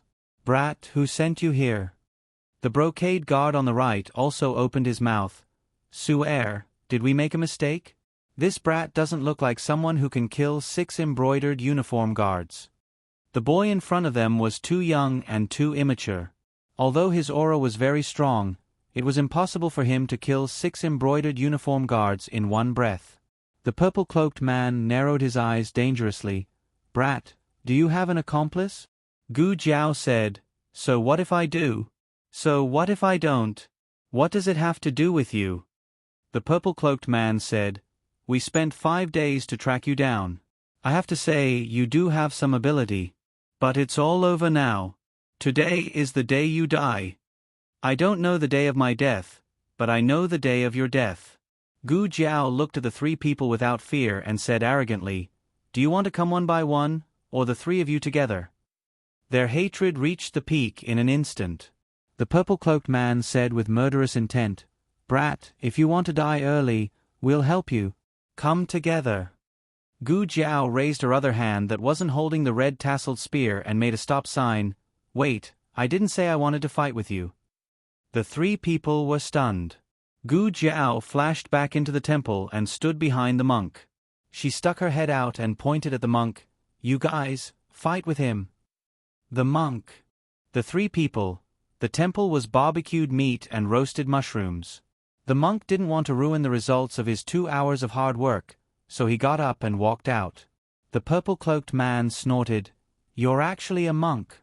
What's your relationship with that brat?" The monk sighed impatiently, "If you want to fight, then fight. If not, then get lost. This poor monk doesn't like to talk nonsense." The embroidered uniform guard on the right sneered, "Each one is more arrogant than the last. Take this." He took the lead and rushed toward the monk. As Gu Jiao chewed on the fragrant rabbit meat, she observed the fight on the spot. She had killed Sirius twice. One was with the help of an auxiliary method, and the other was with a safety talisman. She was seriously injured each time. This was the first time she observed Sirius from the perspective of a bystander. He was so fast. The 6 embroidered uniform guards couldn't compare to him. His fist arrived in front of the monk in the blink of an eye. Was the monk too late to dodge? Why wasn't he moving? This punch would give the monk a concussion, right? The wind from the fist blew the monk's robe back. The monk stared at him without blinking. When his fist was about to break the monk's nose, he suddenly raised his hand and grabbed the man's wrist. "You guys shouldn't have disturbed this poor monk's meal." He didn't use any fancy moves and just threw the man out. The dignified Sirius couldn't even fight back in the hands of the monk. The moment the man fell to the ground, he spat out a mouthful of blood and didn't get up again. Gu Jiao. So powerful. The purple-cloaked man saw this and a strong sense of surprise flashed across his eyes. Then, a murderous aura surged. "Very good. I didn't expect that the first time I used my full strength would be against a monk." He raised his internal force to the extreme. A force that was far more terrifying than Sirius swept through the whole world. He was like a lion that had just woken up and finally bared his fierce fangs. "Take this." He rushed toward the monk with the force of a landslide and a tsunami. Slap. The monk grabbed his forehead with one hand. The purple-cloaked man, Gu Jiao, counted the moves. He used 1 move and 3 moves to deal with the 2 Sirius. He used 7 moves to deal with the Super Sirius. Gu Jiao recalled how many moves he used to fight the 2 Sirius. Oh, he forgot to count. He would never admit that he didn't know how many moves he used. Gu Jiao basically ruled out the possibility that he entered the Yen Kingdom by being marked as a slave. Therefore, he had a proper travel permit from the Yen Kingdom. Then the question was, how did he get the Yen Kingdom travel permit? Or was he a citizen of the Yen Kingdom and had a travel permit? She spoke to him in the Zhao Nation language, but he spoke to the 3 embroidered uniform guards in the Yen Kingdom language. He spoke both languages very well. In fact, she had another question. Why did he appear in Mount Guan and happen to see her being chased by the Crown Prince's people? Was it a coincidence? Or while she was thinking, the monk walked in calmly. His clothes were not messy at all, nor were they stained with blood. He was so clean that he looked like an outstanding monk. Who would have thought that this monk could kill people faster than the men of sacrifice? He brushed his wide sleeves and sat down in front of the fire. Gu Jiao asked, "What kind of martial arts did you use just now?" At first, she couldn't see the moves, but later, she saw that there was a pattern. It seemed to be specially used to deal with the powerful men of sacrifice. The monk smiled. "Why? Do you want to learn?" Gu Jiao nodded. "Yes." The monk said, "No." Gu Jiao, "Then don't ask." The monk began to eat the rabbit. He reached out his hand. Where was the rabbit meat? Why was there so little left? Gu Jiao burped. The monk gritted his teeth. He had roasted it for 2 hours. If he had known, he would have killed it faster. The monk tore off half of the rabbit's leg and took a wine bag from his waist. He pulled out the cork and ate the meat one mouthful at a time. Gu Jiao planned to go back to the haystack and lie down. Unexpectedly, as soon as she got up, the monk, who was eating halfway, suddenly jumped up and jumped onto Gu Jiao's back. Yes, on her back. Not on her back. Gu Jiao, what's going on? What's wrong with you? Gu Jiao asked in confusion. The monk, who was lying on her back and holding the rabbit's leg and the wine bag, stuttered, "Snake, snake, snake, snake." Oh. Gu Jiao found the snake under the table. She walked over with him on her back, bent down and picked it up by its tail. She said calmly, "It's just a small cauliflower snake. It's not poisonous." The monk, who had killed 3 celestial wolves a second ago, was terrified now. He almost roared, "Take it away, take it away. Hurry up and take it away." Gu Jiao tilted her head. "Are you afraid of snakes?" The monk said, "I'm not afraid." Gu Jiao said, "Oh," and shook the small snake behind her. Ah! The monk's hair stood on end. His body went soft. Without the strength to cling onto Gu Jiao's body, he fell to the ground. Gu Jiao suddenly remembered that he had been bitten by a snake. She was wondering why he had been bitten by a many-banded krite when his martial arts were so high that he could easily kill a celestial wolf. It turned out that when he saw a snake, his whole body would go soft and he would not be able to exert any strength. Gu Jiao smiled wickedly and walked towards him with the small cauliflower snake. Heh. She laughed eerily and eerily. It was very exaggerated. The monk was speechless. The monk shouted, "Girl! You! What are you doing?"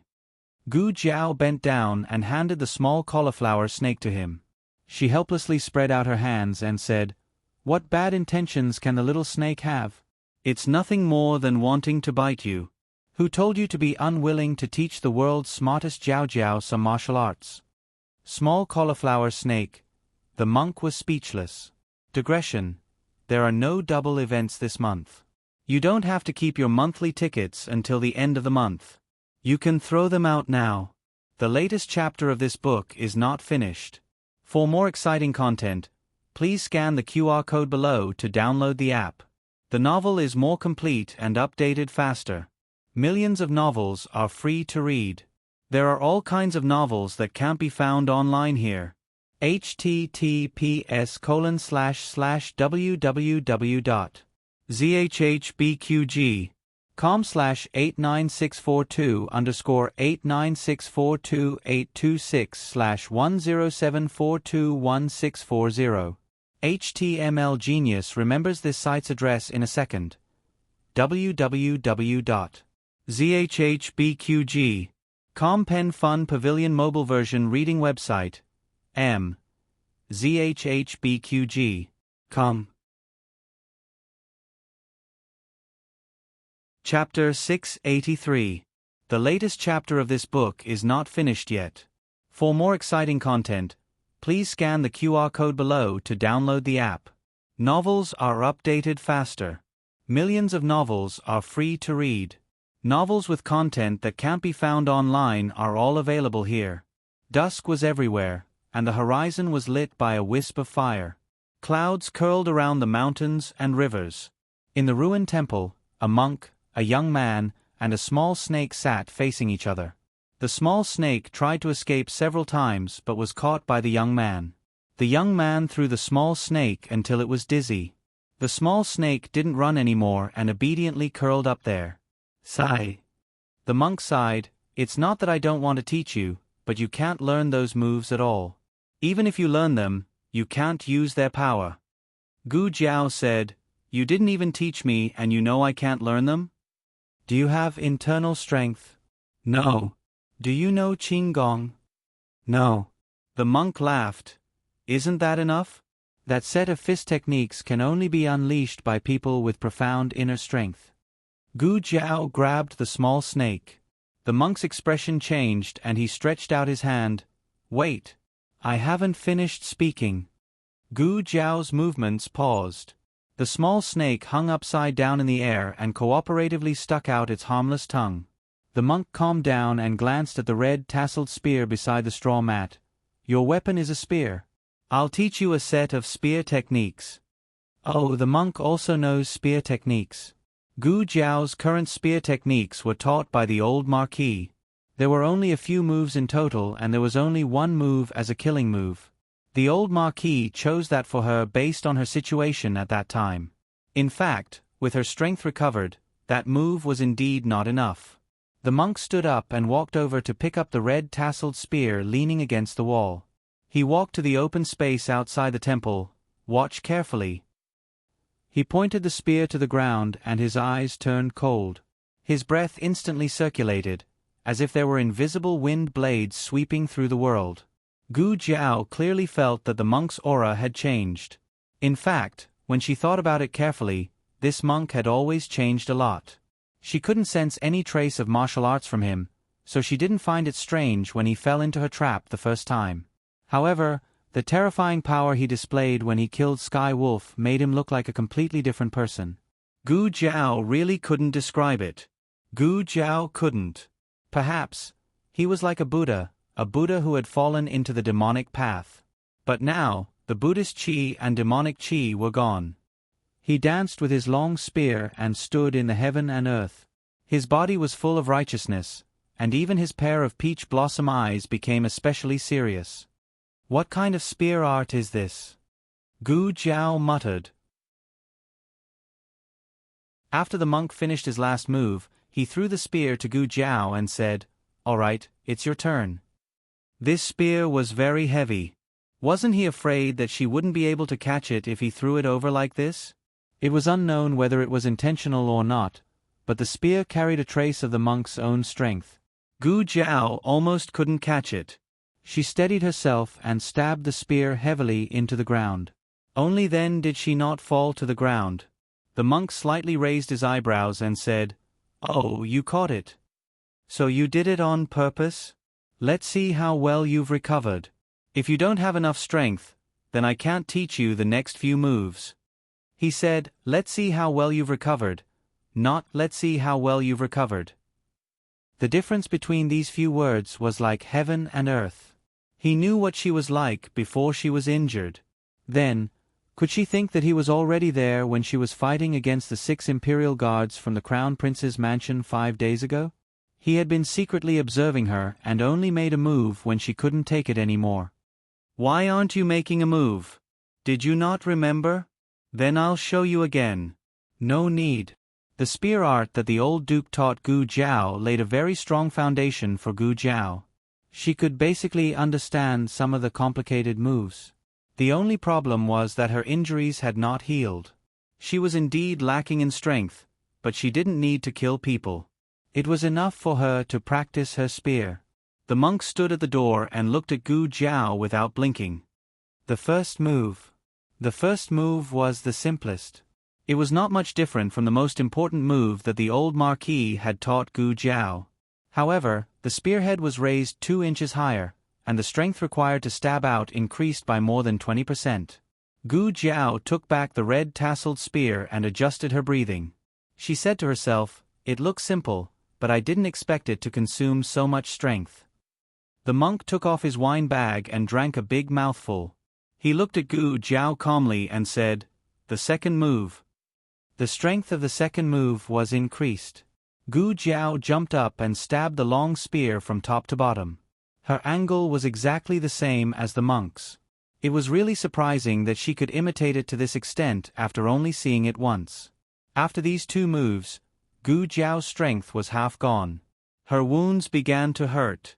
The monk didn't intend to let Gu Jiao stop. "The third move," he said sternly. It seemed that ever since the monk started to play with the red tasseled spear and watched her practice, the monk's aura was different from what she had seen before. The third move was a Chinese style. It had a trick to confuse people. It had high requirements for speed and flexibility of the body. Gu Jiao hadn't stopped practicing since she came to this world. Otherwise, her waist would have been broken. After this move, Gu Jiao was slightly out of breath. The monk looked at Gu Jiao with surprise. "You still have strength." Gu Jiao finished all the moves in one go. Although it was said to be all, there were actually only 5 moves. However, the difficulty of each move after that was multiplied. The monk murmured, "This girl, I originally planned to let you finish it in 3 sessions."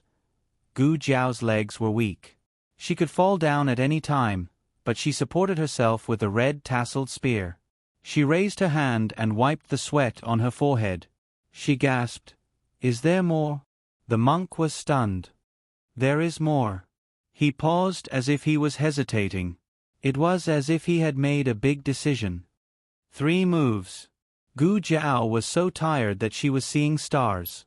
She didn't notice the hesitation in his eyes. She passed the red tasseled spear to him. "I'll take a few breaths. You can start." Otherwise, she wouldn't be able to see clearly. The monk stood in the open space with the red tasseled spear in his hand.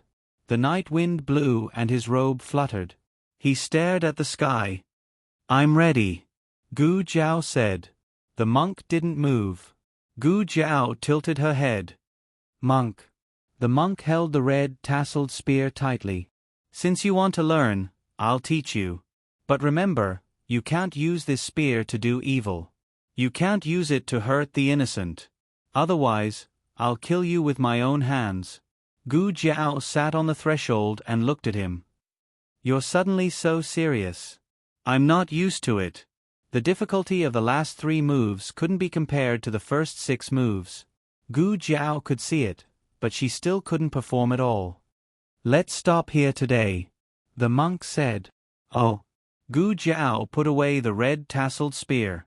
The 2 of them practiced for the whole night and didn't have time to eat. The monk went to the stream behind the temple and caught 2 fish to roast. He also went to the vicinity to pick some wild fruits. When he came back with a pile of wild fruits, only bones were left of the 2 roasted fish.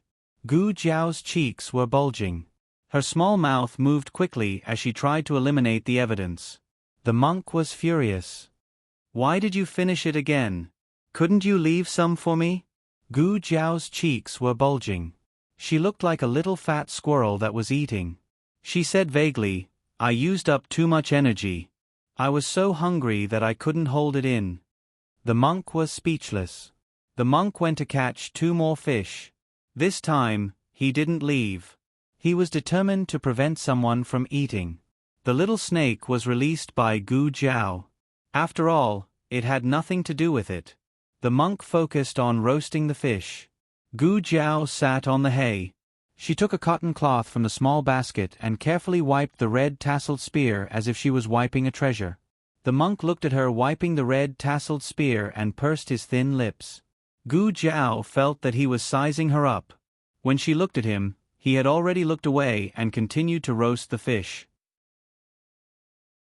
The monk had never asked her why she appeared in Zhao country, why she dressed as a man, and why she encountered the brocade guards from the crown prince's residence. Was he not curious about her at all, or had he already? The monk coldly snorted. "Stop looking. It's useless. I won't let you eat." Gu Jiao's thoughts were interrupted. She paused and decided to ask him, "What's your name?" The monk didn't have a name. She naturally asked for his Dharma name. For example, Jing Kong was a Dharma name. However, Jing Kong liked this name. Even after he returned to the secular world, he was still called Jing Kong. After asking, Gu Jiao secretly wondered what kind of Dharma name the monk would call her. In the end, she heard him say a word softly. Gu Jiao was stunned. "Steamed? What steamed?" Steamed rabbit or steamed pork ribs? The monk roared, "Can't you think of anything else other than food?" Gu Jiao, "No, I've been starving for the past few days." The monk sighed. He picked up a withered branch and wrote a word on the ground in Yen language. Zheng. This word, it seemed that it wasn't his Dharma name. It was his secular name. The monk ended the conversation. "It's late. Go to sleep." Gu Jiao, "I want to eat fish." The monk. After eating another fat and juicy grilled fish, Gu Jiao rubbed her round belly and fell asleep contentedly. At night, Gu Jiao had a dream. After coming to Shangdu, she had more dreams than before. However, the interesting thing was that she basically forgot everything after waking up. In the dream, all the memories seemed to be strung together. For example, after coming to the dream, she remembered the courtyard full of bellflowers and the graveyard without a tombstone. Tonight, it was neither a courtyard nor a graveyard. Instead, it was a battlefield that stretched as far as the eye could see. Shimmering spears, armored horses, and blood stained the yellow sand. There were endless battles, and soldiers constantly fell. A bloody mist filled the sky with the color of blood. Above the thousands of bones, a man in silver armor was riding on a similarly armored black wind horse. He held the reins tightly in one hand and a red tasseled spear in the other. His silver armor was already covered with blood, but there was no sign of retreat in his eyes. He looked at the thousands of soldiers and horses in front of him and said word by word, "The sons of the Xian Yuan family will never surrender even if we fight to the last man." The next second, the scene in the dream changed. It was still this man. He was wearing silver armor and standing in the camp. He looked at the officials opposite him and said coldly, "Rebel? So what if my Xian Yuan family rebels? The heavens have wronged my Xian Yuan family, so my Xian Yuan family will go against the heavens." Inin. Inin. It was that man's voice. The scene changed again. His voice was especially gentle and doting in this scene.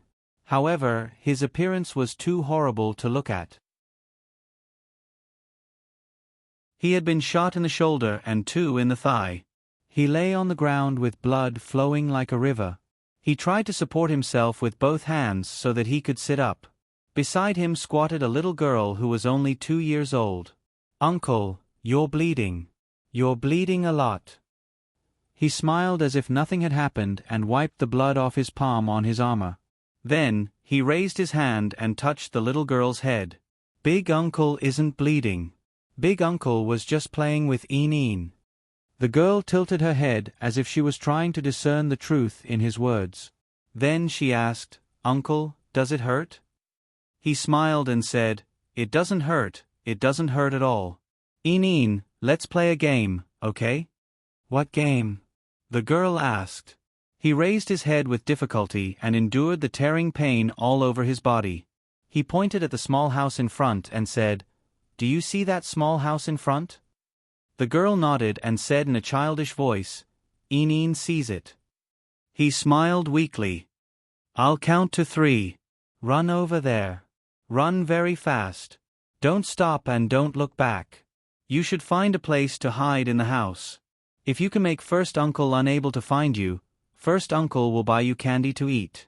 The girl hid in the darkness for a long time. It was so long that when she woke up, the sky was dark and then bright. She crawled out of the box with great difficulty and stumbled back with her short legs. The mountains of the past had become a sea of corpses. Her lonely little figure crawled over the corpses lying in pools of blood. "Uncle, where are you? Inin doesn't want to play with you. Inin doesn't want candy. Inin wants Uncle." The girl raised her head and looked at the city wall. Gu Jiao said, "No." Gu Jiao's body shook and she opened her eyes. The monk sat cross-legged beside her and looked at her with a faint smile. "Did you have a nightmare?" It seemed like a nightmare, but when she woke up, she couldn't remember anything. There was only one scene. A man in silver armor was nailed to the city wall by a red tasseled spear. Gu Jiao rubbed her chest. The monk looked and took something out of his wide sleeve. He threw it to her. "Here." "What is it?" Gu Jiao asked. "Candy," the monk said. I don't like candy. Gu Jiao returned the candy to him. Oh. The monk raised his eyebrows in surprise. How can there be someone who doesn't like candy? My little disciple loves it very much. Every time he's unhappy, I'll use candy to coax him. He'll definitely be happy. Gu Jiao asked him strangely, You have a disciple? What kind of disciple can survive 3 days in your hands? How tenacious must his vitality be? Gu Jiao didn't dream in the latter half of the night and slept until dawn. Her body was fine. Even if the people from the Crown Prince's residence came to kill her again, she could at least escape. It was time to go back. Where's the monk? Speak of the devil. The monk walked into the ruined temple with a pile of fresh wild fruits. Just eat a little. We'll be on the road soon. Gu Jiao said, You're leaving. The monk said, You're not leaving? Gu Jiao said, I'm leaving. The monk said, Then what are you waiting for? Hurry up and eat. Oh. Gu Jiao ate a few wild fruits. They were very sour. After filling her stomach, Gu Jiao packed her things. There wasn't much medicine left in the first aid kit. She had also thrown away the bow, but she could make another one. With Master Lu and Xiaoshan around, it wasn't difficult to make a bow. Gu Jiao carried the red tasseled spear and the small basket on her back. The monk stuffed the rest of the sour fruits into her small basket and said, Eat them to satisfy your hunger on the way. Gu Jiao glanced at him. You're too lazy to take them, so you gave them to me, right? The monk held the prayer beads in one hand. Amit Ba. Shanzai. This poor monk has good intentions. Gu Jiao. I'd be a fool if I believed you. The two of them left the ruined temple. In fact, Gu Jiao wanted to go to the imperial mausoleum to check on the crown princess. However, it had been 6 days since the crown prince sent out the first wave of brocade guards. Everything that should have happened had already happened. Either the crown princess was fast enough to find the bodies of the brocade guards behind the broken bridge and rushed back to Shangdu before the second wave of brocade guards arrived, or the crown princess had already been killed. I'm going back to Shangdu. Where are you going next? Gu Jiao asked the monk. The moment the monk opened his mouth, a murderous aura came from behind him. The monk quickly turned around and shielded Gu Jiao behind him. He struck out a palm to meet the opponent's attack. The collision caused a crack to appear on the road. The monk looked at the empty path and sneered. Ha, you dare to sneak attack me from so far away. You're really something. Girl, you go first. Gu Jiao stuck her head out from behind him and asked, Can you beat him? If you can't beat him, I can stay and help you. If it was a guy who could be killed in one move, he would not have forced the monk to use his palm. The internal strength of that palm was much stronger than when he dealt with the 3 celestial wolves. The monk smiled carelessly and narrowed his peach blossom eyes. He's a bit tricky, but not impossible. I let you go first because I don't want that ox nose to see your face and think that you're with me. If he can't beat me, he'll find trouble with you in the future. Of course, if you have doubts, you can stay. Before he could finish his words, he turned his head and saw that Gu Jiao, who had wanted to help him a second ago, had already run away without a trace. The monk was speechless. Gu Jiao spent 2 days to rush back to Shangdu from Mount Guan. The people from the crown prince's residence did not know who killed the first wave of brocade guards. They found the ruined temple by following the clues at the scene. Before she and the monk left, they had erased all traces of the ruined temple. As long as she did not expose herself, she would not be discovered by the people from the crown prince's residence. Gu Jiao returned to the residence in the evening. Mistress Nan heard the sound of horse hooves outside the door. Without thinking, she walked over and opened the courtyard door. Jiao Jiao. These days, whenever there was the sound of horse hooves in the alley, Mistress Nan would come out to take a look. You're finally back. Mistress Nan looked around the alley and pulled Gu Jiao in. She closed the courtyard door and bolted it. She asked worriedly, Are you okay? Why were you gone for so long? I'm fine. Gu Jiao said, "Is everything okay at home?" Mistress Nan sighed. "We're fine. It's just that had a heart attack on the second night after you left. Fortunately, you left him some medicine. He had a fever for a night and was fine the next day. The second night after she left was when she was fighting with the brocade guards. She was injured, so Gu Yen was also uncomfortable." "I'll go and see Gu Yen," Gu Jiao said. "He just fell asleep." Mistress Nan and Gu Jiao went into Gu Yan's room together. On the bed, Gu Yan's breathing was shallow and even. His face was as pale as usual. Mistress Nan whispered, "Are you really okay? What happened?" Gu Jiao looked at Gu Yan on the bed and said to Mistress Nan, "I had a fight with the people from the Crown Prince's residence and encountered some trouble.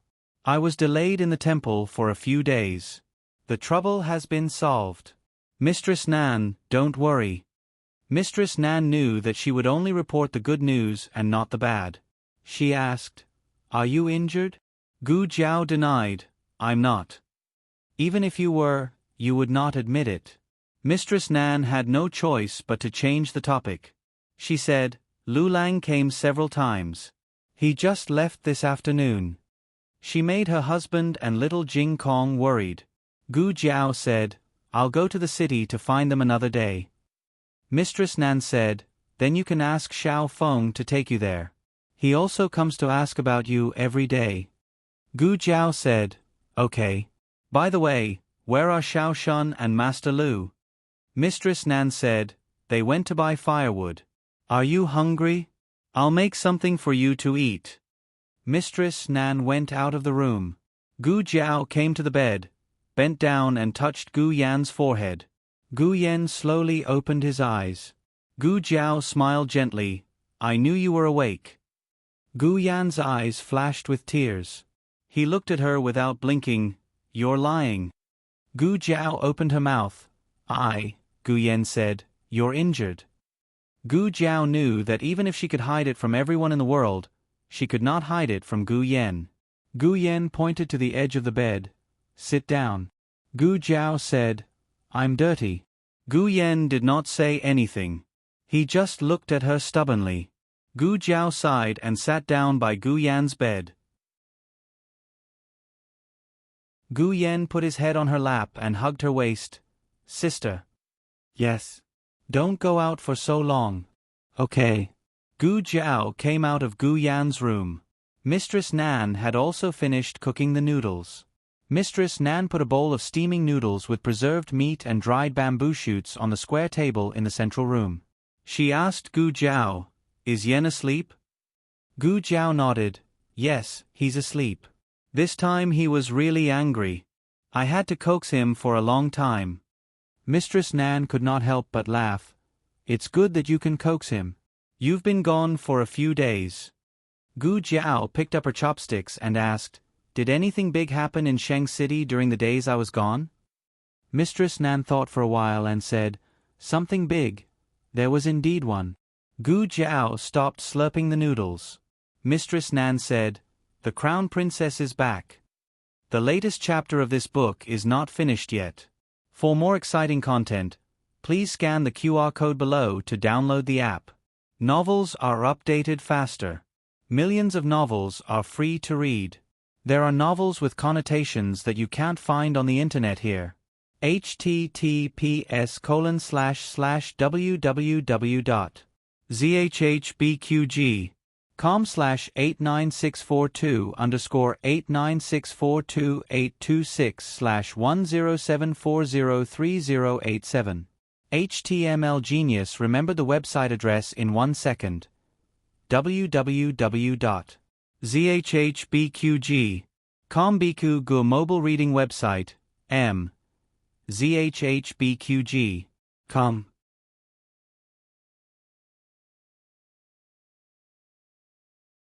Chapter 684. The latest chapter of this book is not finished yet. For more exciting content, please scan the QR code below to download the app. The novel is more complete and updated faster. Millions of novels are free to read. There are all the novels that you can't find online. At night, Master Lu and Gu Shaoshun returned to the house with a cart of firewood. What took you so long? Madame Nan walked to the door and helped them carry the firewood. Master Lu quickly stopped her and said, You leave it, I'll do it. It's just a few bundles of firewood. Madame Nan didn't care. But I can't let you carry it, right, Shaoshun? Master Lu knew that he couldn't persuade Madame Nan, so he pulled Gu Shaoshun to help him. Yes, Madam. Gu Shaoshun jumped out of the carriage and took the firewood from Madame Nan. Madame Nan glared at Master Lu. Gu Shaoshun carried the firewood and glanced at the red tasseled spear and small basket in the central room. His eyes lit up. Is my sister back? Madame Nan smiled. She's back. She's playing chess with old Master Meng in the backyard. Everyone in the family knew old Master Meng's surname, but no one connected him with the chess sage of the Six Kingdoms. After all, the chess sage of the Six Kingdoms was treated as a distinguished guest by the State Preceptor Hall. How could he be reduced to living under someone else's roof? Gu Shaoshun was so excited that he wanted to put 2 chicken feathers on his head immediately. He ran to the backyard with a bundle of firewood. Sister. Gu Jiao had already washed up and changed into dry clothes. Her hair was half dry and half wet. Hearing Gu Shaoshun's voice, she raised her hand to push the disobedient hair behind her ear and turned to Gu Shaoshun. Shaoshun. Gu Shaoshun put down the firewood and looked at her from head to toe. Sister, why were you out for so long? We were so worried about you. Gu Jiao curved her lips. I was delayed by something. The academy took so many days off. Did anything happen to you? Gu Shaoshun shook her head. Oh, it's nothing. I said you were sick and they wanted to come to see you, but I stopped them. Them? Gu Jiao was confused. Wu Fuzi, Mu Qingchen, Mu Chuan. Gu Shaoshun recited more than 20 names in a single breath. This was because he only knew these people. There were many he didn't know the names of. Gu Jiao. Oh. Why was she so popular? All right. Doll, wait a moment. I'll finish this game with your sister. Old Master Meng couldn't wait any longer. He had the account book in his hands. He had already played more than 20 rounds with Gu Yen. The little boy had to play all the rounds with him. Gu Shaoshun scratched his head and said, Sister, I'll come find you later. Gu Jiao, okay. Gu Jiao came back safely. The whole family was relieved. Madame Nan decided to cook something delicious tomorrow morning. However, she ran out of star anise and fennel. Madame Nan decided to go to the shop to buy some back. There was a shop that sold spices in the alley. It was only a few steps away. However, their shop was closed today, so Madame Nan had to go to the street to buy some. Master Lu was repairing the carriage at home. Halfway through, he frowned. Why isn't Nan Xiong back yet? Shaoshun, you fix it. I'll go take a look. Okay. Gu Shaoshun took the tools from Master Lu's hand. Master Lu walked out quickly. At this time, Madame Nan had indeed encountered a bit of trouble. She had been blocked in another alley and had even been injured. Her veil was covered in blood. She covered her painful chest and raised her hand to wipe the blood from the corner of her mouth.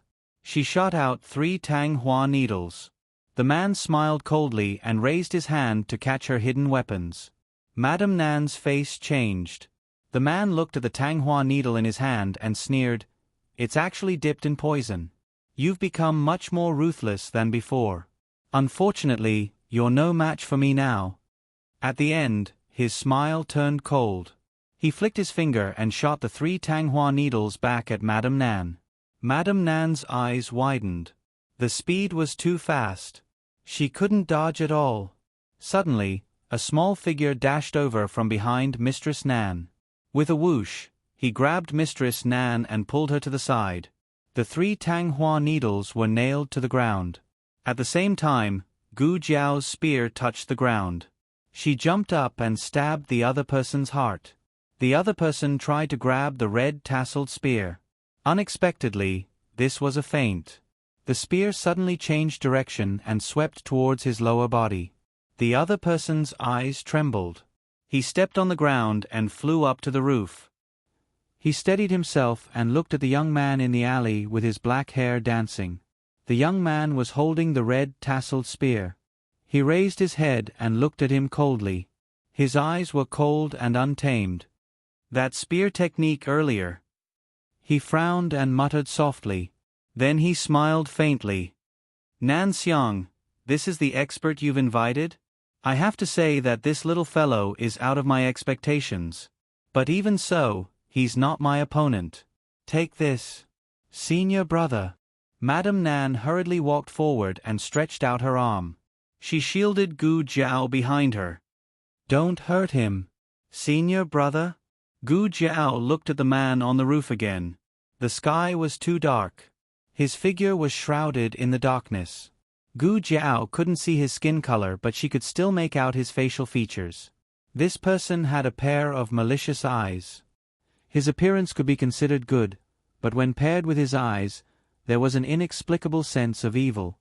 Madame Nan, stand back. Gu Jiao pressed down on Madame Nan's arm and fearlessly walked forward. She pointed her spear at him. Come down and fight with me. The other person was slightly stunned. He obviously didn't expect the young man to be so fearless. But very quickly he laughed.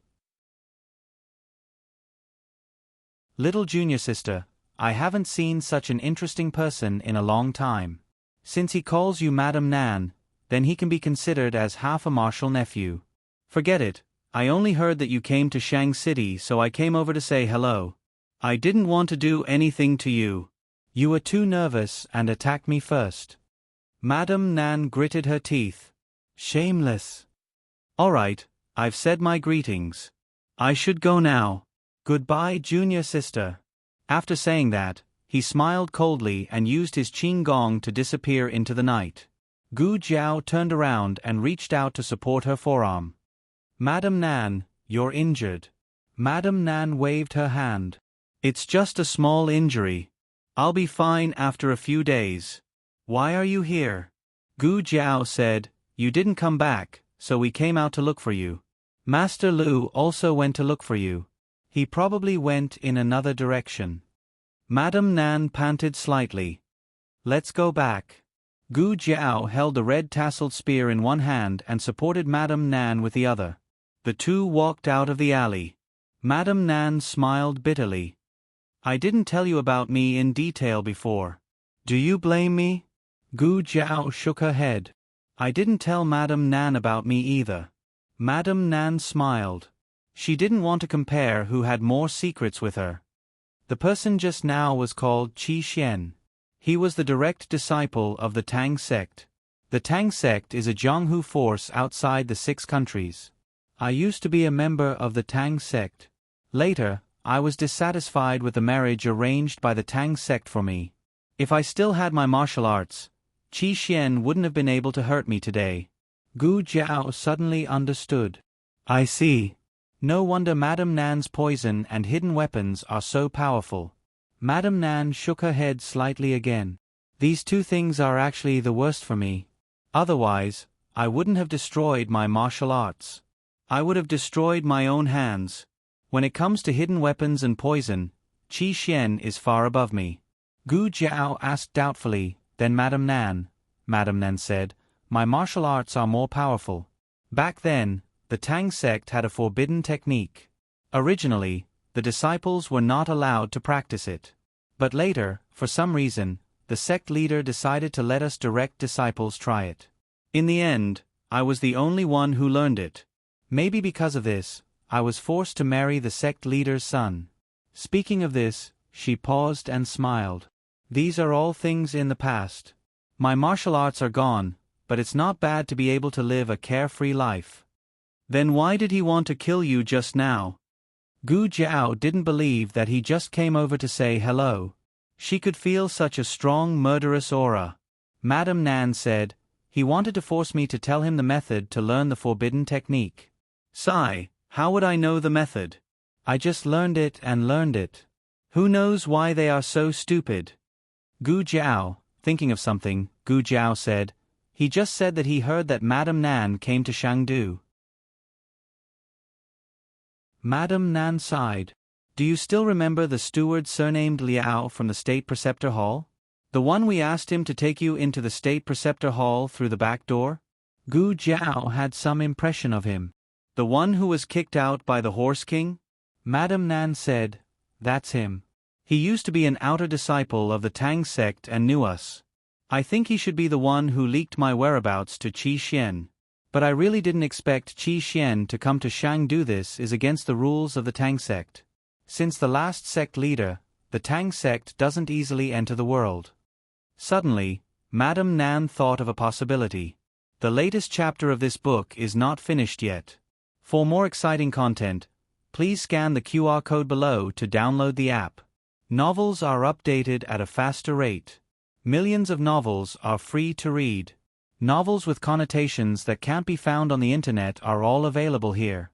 https://www.zhbqg.com/89642_8964286/1073822705. HTML Genius memorized this site's address in a second. www.zhbqg.com Biku Gu mobile reading website, zhbqg.com.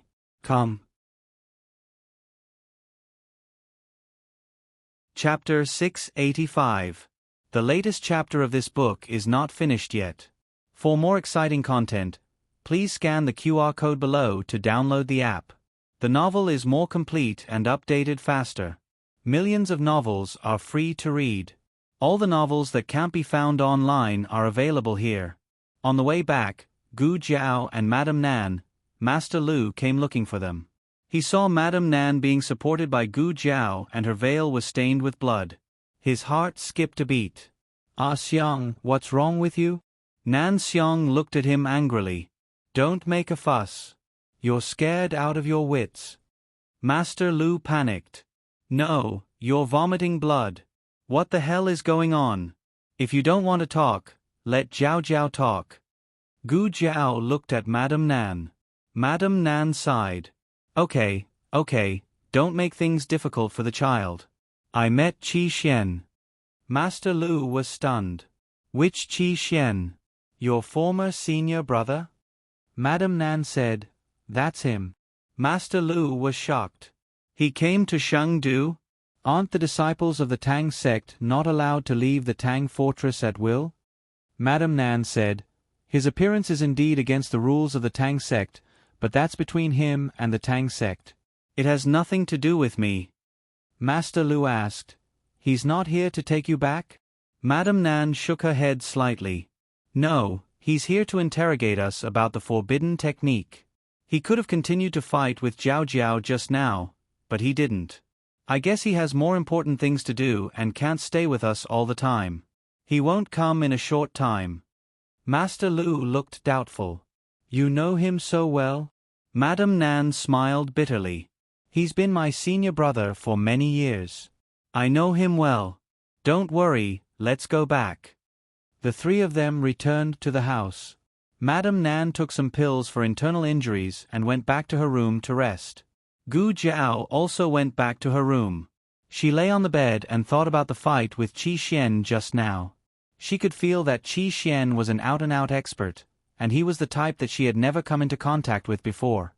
First, it was the beautiful monk, then the troublesome ox-nose who dared to sneak attack the beautiful monk, and now Qi Xian. It was getting more and more lively. The trip to the Yen Kingdom is really not simple. Sis, are you asleep? Gu Xiaoshuan's voice came from outside the door. Gu Jiao sat up and opened the curtain. Come in. Gu Xiaoshun pushed the door open and went to Gu Jiao's bedside. She handed her something. Gu Jiao took it and looked at it. It was a wooden ball the size of a baby's fist. This is mechanical ball, for you to protect yourself. Gu Xiaoshun scratched his head and chuckled. I've modified the mechanism that Master taught me to make. It's similar to how you use your black fire pearl. You just have to throw it out. The ball will trigger the mechanism and the poison needles inside will shoot out from every hole. Gu Jiao looked at the ball and said, This ball is full of holes. It can attack from all angles. Gu Xiaoshun, although he didn't understand what his sister was saying, it seemed like she was praising him. Gu Xiaoshun opened his other hand and took out a small ball cover. Just in case, if you accidentally drop it and hurt yourself, you'll be fine with this cover. Gu Jiao smiled and said sincerely, Xiaoshun is really good. Gu Xiaoshun blushed. This is just a basic mechanical ball.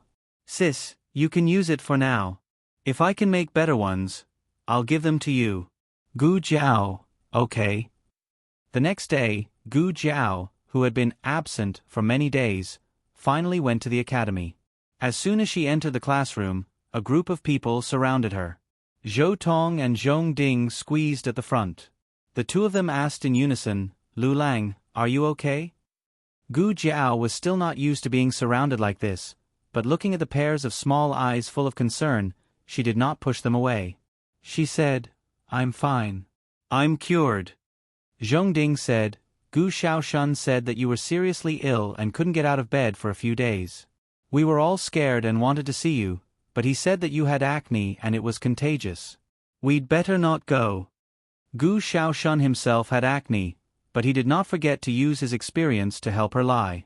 Zhou Tong said with lingering fear, acne is very dangerous. You're lucky to be able to survive. Gu Jiao said, it's okay. Mu Qingchen did not come today, but Mu Chuan, Yuan Xiao, and Zhao Wei heard that Gu Jiao was coming to class and hurried over from their own classrooms. The class had not started yet. The three of them came in through the back door of the classroom. Excuse me, bro, Yuan Xiao said to Zhou Tong, who was sitting in front of Gu Jiao. Oh. Zhou Tong did not dare to provoke the people from Team Ju, so he quickly moved aside. Zhao Wei stared at the student next to him. We're still short of a seat, bro. That person hurriedly left with his bag. The two of them sat in front of Gu Jiao and turned to stare straight at Gu Jiao. Mu Chuan sat down on the seat that originally belonged to Mu Qingchen on Gu Jiao's left. The three of them stared at Gu Jiao with 6 eyes. Gu Jiao closed the book that she was halfway through. What's wrong? It's like you're looking at a monkey. You've lost weight, Mu Chuan said. Yeah, Gu Jiao said faintly. Mu Chuan whispered, do you really have acne?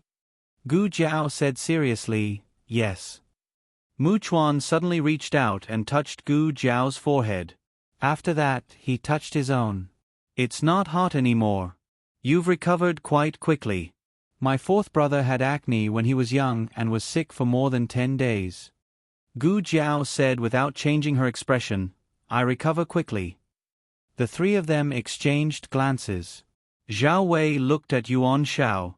Go ahead. Yuan Xiao looked at Zhao Wei. Go ahead. Mu Chuan raised his hand. Forget it. Stop arguing. I'll do it. Zhao Wei and Yuan Xiao were speechless. We're not arguing. Gu Jiao looked at the three of them strangely. Mu Chuan cleared his throat and said seriously, the three of us came to you not only to see you, but also to bring you 2 pieces of news. One is good news and the other is bad news. Which one do you want to hear first? Gu Jiao said without hesitation, the bad news. The three of them felt awkward at the same time. Mu Chuan braced himself and said, well, while you were sick, we had a competition with Canaan Academy. Yuan Xiao said hurriedly, what do you mean by while you were sick? It was yesterday. Gu Jiao looked at the three of them and said, the bad news is, Mu Chuan said with shame, we lost. We failed to live up to your expectations. We didn't fail you at all. You're all heroes. I'm proud of you. Gu Jiao said with bright eyes, what's the good news? I got 10,000 taels, but there's still good news? Could it be that there's an additional 1,000 taels of gold? Mu Chuan straightened his back and said, the good news is that even though we lost, the people of Canaan Academy finally agreed to exchange rewards with us after my hard work in persuading them. We can go and see the king soon. Ha ha ha. Aren't I awesome? Gu Jiao threw a punch and Mu Chuan's head fell onto the table. Awesome my ass. Who the hell wants to see the king? Give me back my gold. For the whole day, the murderous aura in the back row was particularly strong. Gu Jiao sat in her seat with a dark face. The whole classroom became her small battlefield. The students of Clear Heart Hall collectively held their books and trembled. On the other hand, Xiao Hang had just sent little Jing Kong to Lingbo Academy. He had applied for leave from Zhonglun Academy. He had good grades and was the top student in every subject. He was the most promising student in the academy. Even if he applied for leave for several days, none of the teachers rejected him. He wanted to go to the outer city to see if Gu Jiao had returned. After sitting in his carriage, he changed back into his own clothes and said, "Let's go out of the city." The coachman was a servant he bought. He knew that Xiao Hang was a man and knew that he must be going out of the city through the southern gate. The coachman drove the carriage to the south. When they passed by an old shop, Xiao Hang said to the coachman, "Stop for a while. I'm going to buy something." "Yes." The coachman stopped the carriage by the roadside. The coachman wanted to say that he could buy something, but according to his observation, his young master would always choose the things he bought for the people around him. Xiao Hang was going to buy dried meat for Gu Jiao. The dried meat in this shop was very suitable for Gu Jiao's taste. There were not many people in the queue at this time. Xiao Hang ordered a bit of each of the two flavors. After the spicy flavor was sold out, the boss went to the back to get new ones. "Young master, please wait for a moment. It will be ready soon." Xiao Hang waited patiently. A few people waiting for the dried meat came one after another. A young scholar said, "Hey, have you heard? The crown princess is back?" His companion beside him said, "She's back? Why didn't I know?" A middle-aged man came over and said with a smile, "She didn't put up the crown princess's guard of honor." "Of course you didn't know.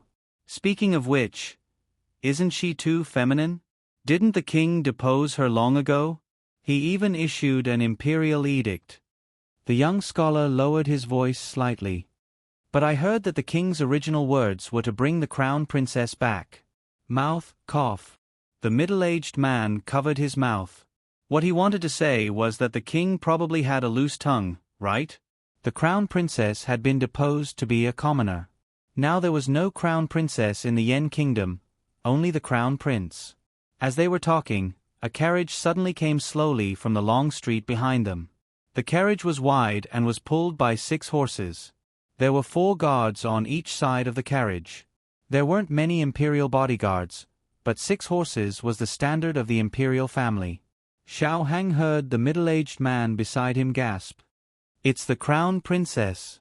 Perhaps he did not expect them to speak of the devil, or perhaps he was too surprised. Everyone around heard him call out the crown princess. Everyone rushed towards the carriage. There were too many people. Xiao Hang did not plan to join in the fun at this juncture. He took the dried meat from the boss and turned to leave. Unexpectedly, the people who wanted to see the crown princess were so excited that they knocked him out. He was caught off guard and fell in front of the carriage. Digression, it's the end of the month. Look in your pocket. Do you still have a monthly ticket? The latest chapter of this book is not finished yet. For more exciting content, please scan the QR code below to download the app. Novels are updated even faster. Millions of novels are free to read. Novels with connotations that you can't find online are all here. https://www.zhbqg.com/89642_826/1073824776. HTML Genius remembers this site's address in a second. www.zhbqg.com Biku Pavilion Mobile Reading Website. zhbqg.com.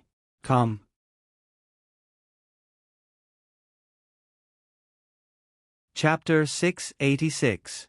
The latest chapter of this book is not finished yet. For more exciting content, please scan the QR code below to download the app. Novels are updated faster and more frequently. Millions of novels are free to read. Novels with connotations that can't be found on the internet are all available here. Xiao Heng never expected that he would fall out of the crowd. How long has it been since he encountered such a thing? When he encountered robbers, the robbers would be smashed to death by a plaque. When he encountered thieves, the thieves would be knocked away by a passing carriage. Could it be that he would be unlucky again after changing back to men's clothes? If he was trampled by the horse's hooves, he wouldn't even know how he died. Fortunately, because the crowd flocked to see the crown princess, the road was narrow and the carriage was forced to slow down slightly. He still had time to get up and leave. Xiao Heng supported himself with his hands on the ground and endured the pain in his knees to stand up. But as soon as he took a step, he stepped on something and slipped, falling down with a thud. He fell flat on his face. This time it was really... Oh no. The coachman really didn't expect that this person would fall down again after getting up. I can't slow down even if I reduce the speed. Besides, who's to blame if I brake too fast and throw the crown princess out? The guards lined up on horseback to protect the carriage on both sides, but they didn't have time to rein in their horses. At the critical moment, a blue figure jumped up from the front and flew over everyone's heads. The distance was very far, but he arrived in front of the carriage in the blink of an eye. He didn't stop. He quickly reached out his slender and powerful hand, grabbed Xiao Heng from the ground, and rushed forward with a whoosh. Because he was too fast to save people, he couldn't stop. He's going to hit the crown princess carriage. Oh no! The crowd didn't dare to watch. However, what they were worried about didn't happen. He suddenly jumped up, grabbed Xiao Heng, and flew over the roof of the crown princess carriage. The two of them landed on the street behind the carriage. In the crowd, someone recognized this person and exclaimed, "It's Taoist Qing Feng." It's really Taoist Qing Feng. Taoist Qing Feng came down the mountain. Taoist Qing Feng hasn't come down the mountain for 5 years, right? He's still the same as before. He hasn't changed at all. Taoist Qing Feng is so handsome. In the attic, a girl clutched her handkerchief and said infatuatedly. The other girl beside her snorted disapprovingly, "What's so handsome about a cow's nose?" There was no woman in his eyes at all. I think that the young master he saved is even more handsome. Of course not. Taoist Qing Feng is the most handsome. That young master is the most handsome. Xiao Heng steadied himself, and the other party let go of his hand. Then, Xiao Heng looked at the other party. When he heard someone call him Taoist, he thought it was an old Taoist, but unexpectedly, it was a young man in his 20s. The young man wore a blue Taoist robe and had a sage-like bearing. His appearance was like jade, and his gaze was chilly. His entire body seemed to emanate a Tao insight that was isolated from the world, causing all the clamorous noise of the mortal world to instantly become silent around him. Actually, it wasn't that the environment was quiet. It was just that being by his side made her feel at peace. Xiao Heng cupped his hands and thanked the young man. "Thank you for saving me, Taoist." The young man seemed to have a sage-like bearing and was unapproachable, but in fact, he didn't put on any airs. He cupped his hands and returned the greeting to Xiao Heng. "You're welcome." It was a voice that was otherworldly and otherworldly. After he finished speaking, he turned and left. It was as if he hadn't done anything remarkable. He went in the opposite direction of the crown princess's carriage. Well, he came from the east, so it was normal for him to go west now. Xiao Heng looked at his back, then turned and looked at the west end of the long street. The crown princess's carriage and guards had already left decisively, gradually disappearing into the long street. In contrast to Taoist Qing Feng's bravery, the crown princess's indifference aroused a burst of anger among the people.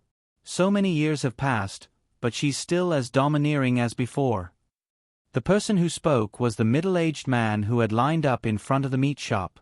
He was older, so he had heard more about what had happened in the past than the young people present. So a young man asked him, was the crown princess very domineering in the past? The middle-aged man clicked his tongue and said, in the early years, it wasn't rare for a carriage to hit someone and kill someone on the street. If she hadn't been born the crown princess and had the support of the empress and the Shenyuan family, she would have been deposed by the monarch many times. Yes, I saw it with my own eyes. She killed a child on the street. That child was only 5 or 6 years old. He was only this tall. Come to me. Oh, what a sin. Why do you think she came back so quickly? The crowd's discussion didn't stop. Xiao Hang knew the power of rumors, but he couldn't tell whether they were true or false. The crowd didn't disperse so quickly, but it wasn't as lively as before. The people around him then hurried away, each going about their own business. Xiao Hang stood on the long street, looking in the direction where the crown princess's carriage had left. He didn't know if it was an illusion, but the moment he fell in front of the carriage, he seemed to feel a gaze from the carriage that couldn't be ignored fall on him.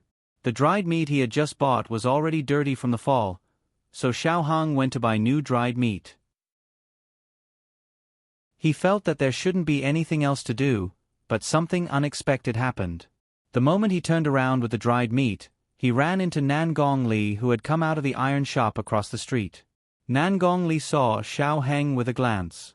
The carriage was only a few steps away from Xiao Hang, but Xiao Hang didn't get on the carriage. He walked back and entered the shop that sold dried meat. Nan Gongli's brows furrowed. "General, what's wrong?" "The carriage is ready," the guard on the side said. Nan Gongli looked deeply at the shop. "I saw someone. Have them wait for me here. Go around and block the back door of the shop that sells dried meat. Don't let anyone go out." "Yes." The guard quickly crossed the street and went around the alley to the back door of the shop. Nan Gongli walked into the shop. Nan Gongli's right sleeve was empty, so it was hard to avoid attracting attention as he walked. The owner of the dried meat came over and asked politely, "Sir, are you here to buy dried meat?" In fact, this shop wasn't opened by him. He only rented the space near the entrance. There was a restaurant inside the shop. Nan Gongli ignored him and walked towards the lobby. Nan Gongli looked fierce and had a cold aura. The owner of the dried meat didn't dare to pester him and continued to sell dried meat in front of the stall. Nan Gongli wandered around the lobby and didn't find Xiao Hang. He went to the back door and asked the guard, "Did anyone go out?" The guard shook his head, replying to the general, "No one went out after I guarded here." Nan Gongli searched the entire restaurant, even the kitchen and the toilet, but he didn't see Xiao Hang. Nan Gongli was sure that he didn't see wrongly. That person just now was Xiao Hang. "Have you come to the Yen Kingdom, Xiao Hang? There's a path to heaven, but you don't take it. There's no door to hell, but you barge in. If you hide in the Zhao Kingdom, I can't do anything to you. But you're in my territory, so don't blame me for settling old and new grudges with you." "General."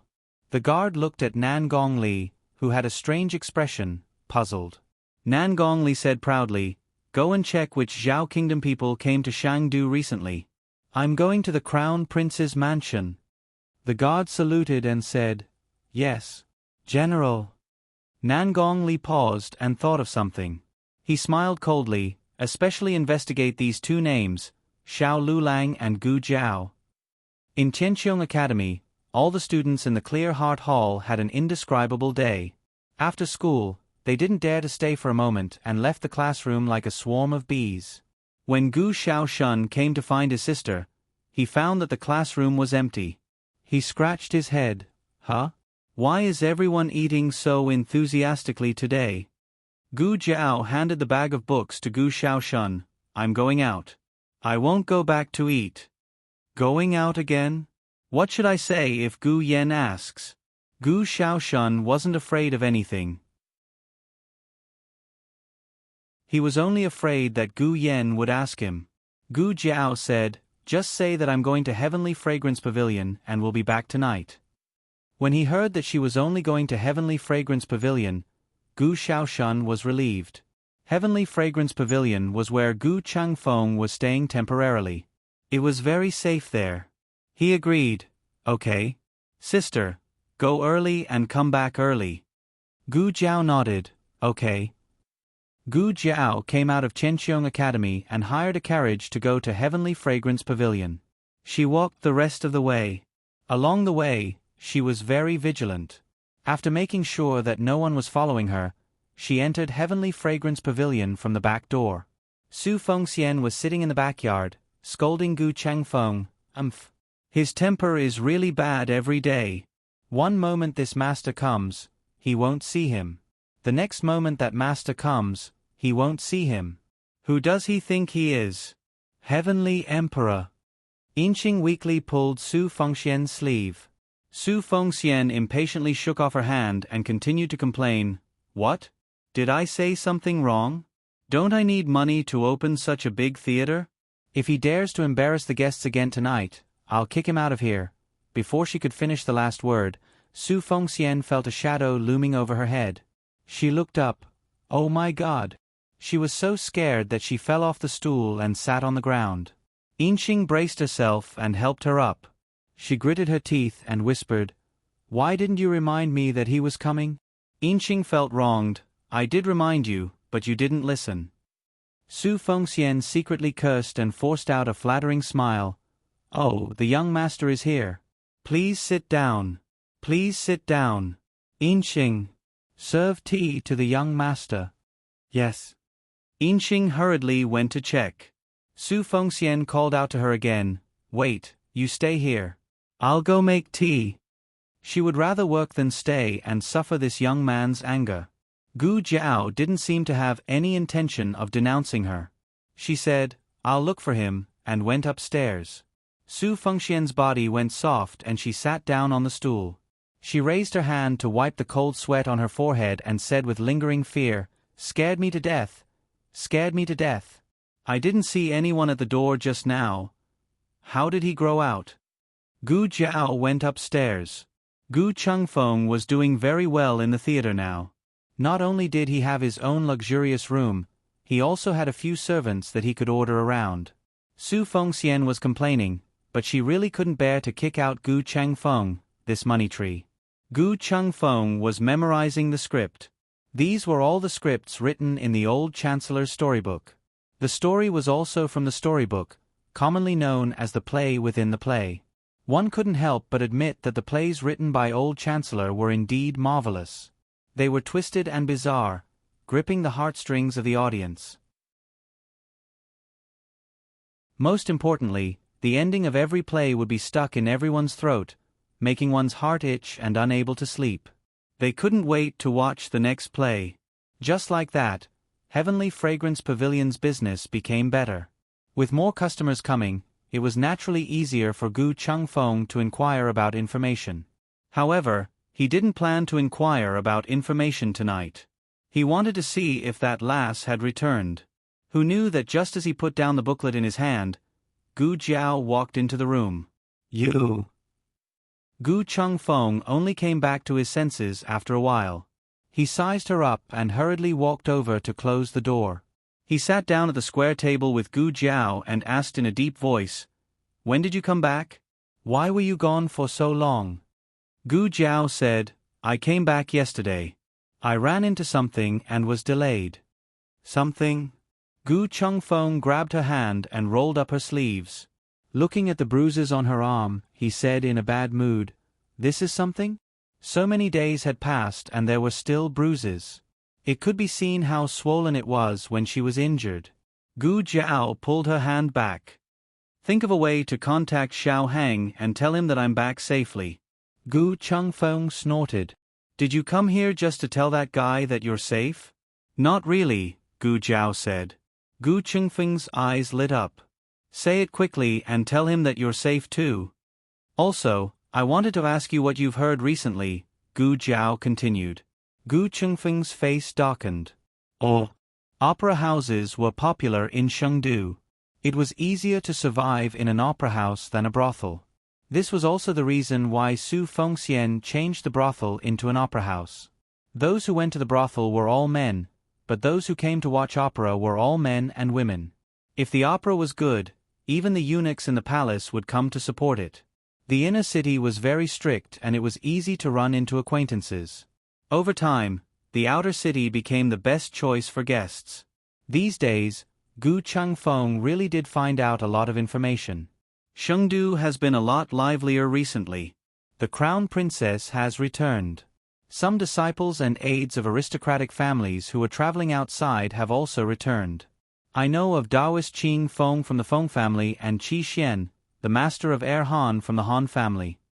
Gu Jiao heard a familiar name. Qi Xian?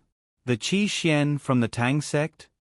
This time, it was Gu Chengfeng's turn to be surprised. How do you know?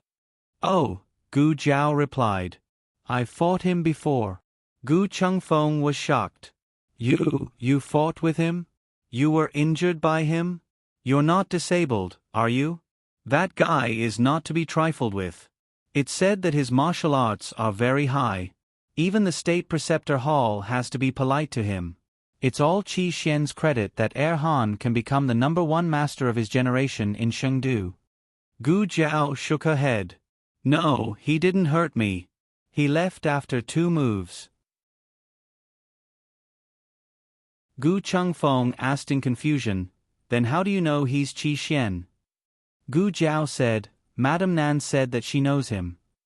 Gu Chengfeng had been in contact with Madame Nan so many times that he probably knew that the other party had a background. He curiously asked, who is Madame Nan? Qi Xian's former junior sister. Gu Jiao said truthfully. Gu Chengfeng's mouth suddenly opened wide. Qi Xian's former junior sister. Didn't that mean she was also from the Tang sect? Girl, what kind of master and mistress did you find for Gu Yan? Gu Jiao hadn't been in contact with the Feng family for the time being, so she naturally didn't have much interest in Taoist Qing Feng. In contrast, she cared more about Qi Xian. Qi Xian is actually an aide of the Han family. That's good. They were jackals of the same tribe. It wouldn't be difficult to fight in the future. Thinking of the reason why Gu Jiao left Chengdu, Gu Chengfeng asked, last time you said you wanted to confirm something. Did you confirm it? No. She didn't see the crown princess. Gu Chengfeng, is it related to Xiao Hang? Gu Jiao, yes. Humph. He knew that this girl would risk her life for Xiao Hang. Gu Chengfeng sternly said, I don't care if you came back safely this time. Next time, don't do such a thankless thing. The crown princess can't deal with the crown prince. Do you know why the crown princess suddenly returned to Chengdu? Gu Jiao shook her head. Gu Chengfeng said, in fact, there are many rumors among the people. Some say that the Emperor of Yen wants to execute the crown princess. Some say that the Emperor of Yen wants to pardon the crown princess. There are even rumors that the Emperor himself called her the crown princess. They are all false. The crown princess wanted to come back herself. Can she come back just because she wants to? If Gu Jiao remembered correctly, the crown princess seemed to be imprisoned in Guanshan to guard the imperial mausoleum. Of course not. This is the inside information that I spent a lot of effort to find out. Gu Chengfeng said solemnly, the crown princess lost her memory. In the imperial palace of Yen Kingdom, on a secluded and messy path in the southwest corner, a little palace maid carrying a basket of wild fruits walked in the afterglow of the setting sun, gasping for breath as she walked toward a dilapidated bedchamber. This used to be the most crowded place in the imperial palace of Yen Kingdom. Now, it could not even be considered a place where sparrows could be seen. The little palace maid came to the door. Grand. She had just said one word when she realized that this address was not right. She changed her words and said, Third Duke. It was still not right. In the imperial palace, the slightest carelessness could lead to death. The little palace maid thought for a moment and could only call out, Master, I've brought back dinner. However, no one responded to her. The little palace maid bravely stepped over the threshold and came to the overgrown front yard. The weeds had not been trimmed for a long time and were already half the height of a person. From time to time, something darted through the grass. She did not know whether it was a stray cat or a mouse. The little palace maid's face turned pale with fright. She was a new palace maid this year. Because she did not show filial piety to her aunt, she was sent to this place to serve the former crown princess who had long been dethroned. It was said that the emperor had summoned the crown princess back. This was not wrong. However, the reason was not that the emperor had finally remembered the crown princess. It was that the crown princess had been attacked in the imperial mausoleum a few days ago. It was said that the group of assassins had cut down the bridge in order to not give the crown princess a chance to escape. The crown princess had escaped by falling into the lake. However, no one expected that the crown princess had lost her memory after being rescued. Not only that, the group of assassins was so vicious that they had destroyed the imperial mausoleum. If it was only the assassination of a dethroned crown princess, the emperor might not have mobilized so many people. However, destroying the imperial mausoleum was like shaking the dragon vein of Yen Kingdom. The emperor was furious. In order to investigate the truth of the incident, he summoned the crown princess back to Chengdu. All the servants around the crown princess had been interrogated. There was no one to serve her. That was why she, a new palace maid, was sent here. This was the bedchamber where the third princess had lived before she was conferred the title of crown princess. After the crown princess's crime of colluding with the Shenyuan clan was confirmed, everyone around her was executed. The little palace maid did not dare to get up in the middle of the night for fear of accidentally bumping into the souls of the deceased. "Master! Master, where have you been? Master!" The little palace maid could not find the crown princess. She was so anxious that she was sweating. Could something have happened to her? Although she is a dethroned crown princess, if something had happened to her, I would have to be buried with her. The crown princess that the little palace maid was anxiously looking for was sitting in a nearby pavilion. The pavilion was built on a low hillside. It was surrounded by railings on the east, west, and south sides. On the north side, there were more than 10 steps of stairs. The pavilion was a little high, so the view was broad and the wind was excellent. A man and a woman were sitting in the pavilion. The woman was wearing old and simple folk clothes. Her black hair was tied up diagonally behind her head with a wooden hairpin. Just by looking at her clothes, she was no different from a common woman. However, she was the former crown princess of the great Yen imperial family. "I heard that you came back. I should have come to visit you earlier, but I have been tied up with official business these days. Please forgive me." The one who spoke was the man sitting across from her. He was not even 40 years old. Although he called her sister, he did not look as young as her. "I heard that you are the crown prince," she said. The crown prince smiled. "Yes. After you were dethroned, father made me the crown prince." "Oh." She turned her head slightly and looked at the palaces and a lush orchard to the side. "When was there an orchard? I remember it was a lotus pond. I had people dig it." The crown prince said pleasantly, "Father ordered people to fill it in." "Oh," she said again. She lowered her eyes and said, "I like the lotuses there very much." The crown prince said, "Sister, you see, you still remember the past." She shook her head slightly and said softly, "I only remember things before I was 17. "Is that so?" The crown prince picked up the teacup on the table and took a sip. "Then what do you remember?" She looked into the distance. "I remember mother, uncle, eldest cousin, second cousin, third cousin, eldest cousin, younger cousin, and younger cousin." The crown prince looked deeply at her and said, "Mother has passed away." She nodded slightly, as if she was numb and resigned to her fate. "Yes, the new palace maid told me. Also, the Shenyuan family is gone. I am alone. Father does not favor me. I have to be careful in the palace. Otherwise, I may lose my life at any time." The crown prince did not miss any of her expressions. "Sister, don't say that. You still have father and me." She said softly, "Mother Han is very good to me. Second brother, you are also very good to me." The crown prince smiled. "It is what I should do." She did not reply and continued to admire the scenery in the palace. It was as if she had not seen enough after leaving for so long and suddenly returning. The wind brushed past her beautiful face. It made people jealous that time had not left any marks on her face. The crown prince dismissed the eunuchs and palace maids guarding the steps. "All of you, leave." "Yes." The palace maids retreated. The afterglow of the setting sun shone into her eyes. Her beautiful eyes seemed to contain a galaxy of stars. It was this pair of eyes. This pair of eyes was exactly the same as the bloodline of the Shenyuan family. Even if she was not angry, it made people feel an invisible pressure that seemed to come from the soul. Sister. The Crown Prince called her. She did not look at the Crown Prince. She continued to admire the scenery. You talk a bit too much today. I want to see the scenery. The Crown Prince looked at her without blinking. His smile disappeared. He said quietly, Sister, did you really lose your memory? She sighed. I can't do anything if you don't believe me. The Crown Prince suddenly smiled. It is not that I don't believe you. It is just that what happened to you is too inconceivable. Sister, there is no one else here. You don't have to hide anything from me. She said, I am not hiding anything. The Crown Prince sneered. Is that so?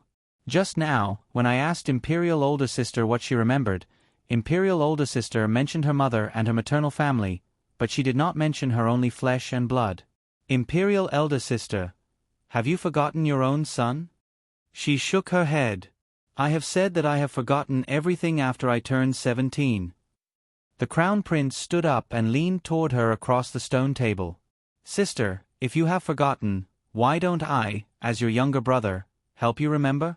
Sister, when you were 17, you suddenly disappeared from the Yen Kingdom. After that, you had a child with someone. That child was called... I remember now. His name was Huangfu Qing. She said with a smile. No. The Crown Prince said word by word in her ear. His name was Xiao Heng. She did not move. It seems that sister really does not remember anything. The Crown Prince smiled and straightened up. It is late. I will take my leave. After saying this, he turned and walked out of the pavilion. When he was about to step down the stairs, he suddenly stopped. He seemed to have thought of something and smiled carelessly. I forgot to give you a gift. He walked back and took out a small paper bag. He opened it and put it on the table. It was a few pieces of dried meat that he picked up from the ground. They were the ones that Xiao Heng dropped.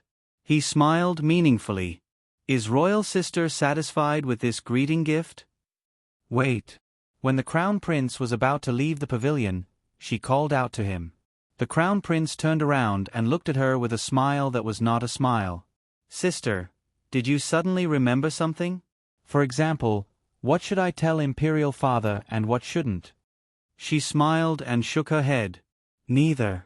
I just remembered that I also brought you a gift. After saying this, she slowly walked to the Crown Prince and smiled at him. The next second, she reached out and pushed the Crown Prince down the steep stairs. The latest chapter of this book is not finished yet. For more exciting content, please scan the QR code below to download the app. Novels are updated faster. Millions of novels are free to read. Novels with connotations that cannot be found on the internet are all available here. https://www.zhbqg.com/89642_8964286/1073643669. HTML Genius remembered the website address in 1 second. www.zhbqg.com Biku Gu mobile reading website, m. zhbqg.com.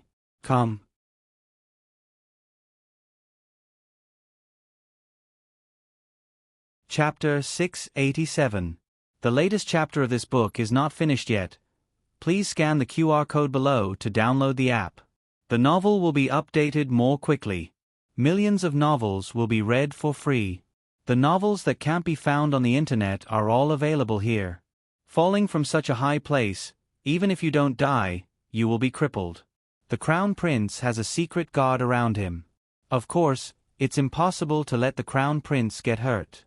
The secret guard hiding nearby used his qinggong to fly over and catch the Crown Prince. Then, he launched an instinctive attack on anyone who threatens the Crown Prince. He hit the Crown Princess with his palm. The Crown Prince's face suddenly changed. Stop. However, it was too late. The palm had already hit the Crown Princess. She first hit the stone table and then fell heavily to the ground. Even the corner of her mouth overflowed with blood. "Master!" Not far away, a palace maid exclaimed. It turned out that the palace maid couldn't find the crown princess in the bedroom. Worried that the crown princess would cause trouble, she hurriedly came out to find her. She also informed several nearby patrolling eunuchs, so there were a total of 5 people who came. The 5 people didn't see how the crown prince fell, but they saw the former crown princess vomiting blood after being hit by the secret guard around the crown prince. Everyone was shocked. What is the crown prince doing? Why did he let the secret guard hurt the former crown princess? He also dismissed all the palace people around. Does he want to secretly deal with the former crown princess? If they didn't come, would the former crown princess have been killed by the crown prince? They thought of the attack on the crown princess in the imperial tomb. Could it be you? The crown prince looked at her coldly. "Shangguan Yen, you are ruthless." "That's how it is." Gu Chengfeng said to Gu Jiao. The crown princess lost her memory. She can't even remember her son's name. Sometimes she calls him Zhong Qing, sometimes she calls him Li Qing. I don't know how she provoked the crown prince in the evening and made him attack her in the imperial palace. Originally, no useful clues were found about the attack on the crown princess. In other words, the crown prince's people did it too cleanly, not leaving a trace. But now that such a thing happened, the crown prince's suspicions suddenly increased. Is the crown prince such an impatient person? The king was sitting in the imperial palace. If the crown prince dared to come blatantly, why did he arrange an assassination? Did the crown prince think that he didn't expose himself? Gu Jiao felt that something was amiss. "Who are you?" Gu Jiao's eyes turned cold. "It's me." Su Fengxian's voice sounded. "Come in." Gu Jiao took back the crabapple needles in her hand. Su Fengxian awkwardly pushed open the door and entered with a plate of fresh iced melons and fruits. She smiled and said, "I just cut them." She placed the fruit platter on the table. "If there's nothing else, I'll leave first." "Wait." Gu Jiao stopped her. Su Fengxian turned around and said with a flattering smile, "What instructions does young lord have?" Gu Jiao asked, "What do you think of what happened just now?" Gu Chengfeng looked at Gu Jiao in surprise. Su Fengxian hurriedly waved her hand. "What do you mean by that? I didn't hear a single word." Gu Jiao pulled out a small knife. Su Fengxian was so scared that her legs went soft. She used her hands to support herself on the table. I'll talk, I'll tell you everything." Gu Jiao cut a piece of fruit and looked at her strangely. Su Fengxian looked at her small knife and then looked at the fruit that she had cut into thin slices. She was instantly stunned. You just want to cut the melon?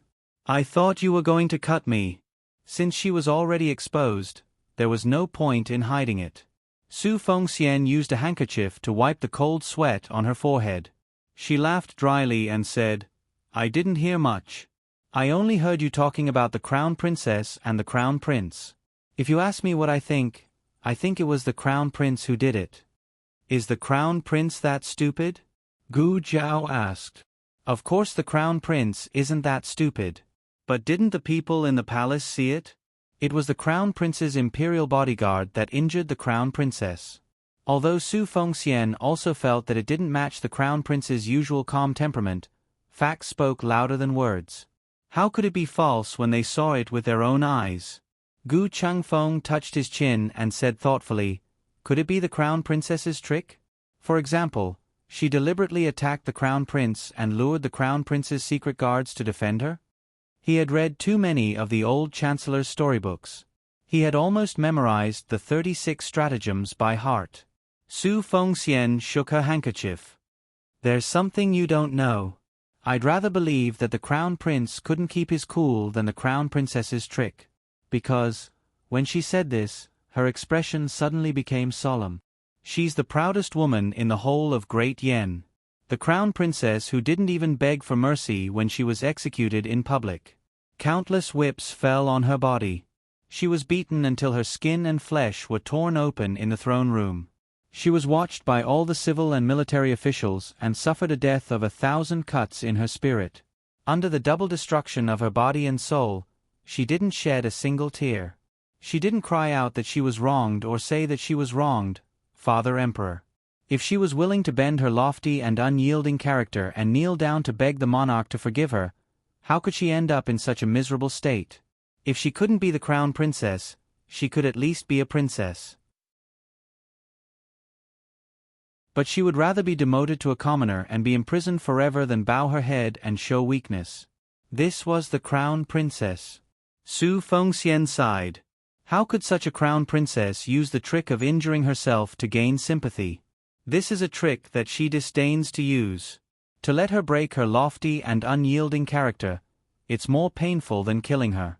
Maybe you can't understand what I'm saying. Alas, I don't know what to say. In short, if she really did this, then she must have something that she wants to protect very much. It's more important than her life and dignity. Imperial Palace, in the pavilion at the southwest corner. Shangguan Yen didn't leave. She just sat on the stone bench. The little palace maid anxiously waited on her and earnestly advised her. Master, let's go back. You're injured, at least go back and lie down. In a while, someone will come to you to investigate the situation. Shangguan Yen didn't speak. The little palace maid was anxious. Then go back and eat first, okay? Shangguan Yen still didn't speak. The little palace maid scratched her ears and scratched her cheeks. She didn't know what to do. Okay, I'll go and bring the food. Master, wait here for a while. The little palace maid went back to the bedroom to get the food. Shangguan Yen sat quietly in the pavilion, looking at the direction of Fengqi Palace and also the direction of the Shenyuan family. The night wind brought a hint of coolness, blowing her hair. Suddenly, a small figure carved from jade climbed the steps on both hands and feet and came to the pavilion. She poked out her cute little head from behind the pillar. Huh? Who are you? When Shangguan Yen heard the child's tender little voice, she regained her consciousness and turned her head to look at the other party. Seeing a beautiful little girl wearing a palace dress, she smiled slightly. I am Shangguan Yen, who are you? Oh. Children have an instinct to distinguish malicious intentions. The young princess felt goodwill from her, so she came out from behind the pillar. I am Shangguan Shui. They all call me young princess. Little Jun Zhu. Shangguan Yen also called out. The young princess went to climb the stool. But the stool was too high, she couldn't climb up. Shangguan Yen helped to carry her up. After she sat down, she said seriously like a little adult, Thank you. By the way, your surname is Shangguan. Are you a princess? Or are you a princess like me? If she was outside, she might not ask this. But in the palace, the Shangguan women were generally royalty. Shangguan Yen said, Neither. Huh? The young princess grabbed the corner of her clothes.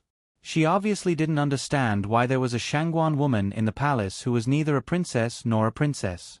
But children's logic was different from adults. If she wasn't, then she wasn't. Oh, the young princess said, my father is Yen Shanjun. Who is your father? Shangguan Yen looked at the young princess with an epiphany. So you are ninth uncle's daughter. The young princess was a smart child. When she heard this sentence, she quickly reacted, You call my father ninth uncle, so I am your little cousin. But why haven't I seen you before? Which uncle's child are you? Why don't you speak? Could it be? She had several uncles who had passed away because of their old age. The young princess seriously frowned and climbed to the stone table. She stretched out her small hand and patted Shangguan Yan's shoulder. Don't be sad. I'm not sad. I haven't seen him for more than 10 years. Even when she returned to the palace, he didn't summon her. She also didn't take the initiative to greet him. The two of them were in a deadlock. The young princess understood and no longer mentioned this sad topic. Young princess. Young princess. Where did you go, young princess? Oh, they found me. I can't play with you today. The young princess slipped down from the stool and waved to Shangguan Yen. cousin, goodbye." The young princess was brought back to the emperor's bedroom by the palace servants. Yen Shanjun was the posthumous son of the Empress Dowager. He was more than 20 years younger than the emperor. He was raised by the emperor as his own son. The emperor had feelings for Yen Shanjun as if he was his own son, but he didn't have the expectation that his son would succeed. Without expectations, there would be no disappointment. Therefore, Yen Shanjun became the emperor's favorite younger brother. Because of this, the young princess was particularly favored. The young princess went directly to the emperor's study. The study was an important place. Even the princes and princesses couldn't enter and leave at will. But for the young princess, it was just a small vegetable garden. She could enter whenever she wanted. At this moment, the terrifying tyrant of the great Yen was looking at the memorial in his hand with a cold face. When he saw the little fellow come in, his face slightly relaxed, but in fact, it was still very scary. It's just that the young princess didn't feel this kind of horror. "Where did you go today?" the emperor asked the young princess. "Uncle, your majesty." The young princess first gave a dignified salute, then raised a small head and honestly said, "I went to the pavilion to play. I met a cousin today." The emperor picked up the teacup and took a sip. The young princess sighed sadly. "Her name is Shangguan Yen. She is so pitiful. Her father died more than 10 years ago." The emperor spat out a mouthful of tea. Digression, the young princess' warm reminder. At the end of the month, the votes will be cleared. Dear fairy sisters, if you have a vote, please vote now. The latest chapter of this book is not finished yet. For more wonderful content, please scan the QR code below to download the app. Novels are updated faster. Millions of novels are free to read. Novels with connotations that can't be found on the internet are available here. https://www.zhbqg.com/89642-8964286/1073604997. HTML Genius memorized this site's address. www.zhbqg.com Biku Gu mobile reading website, zhbqg.com.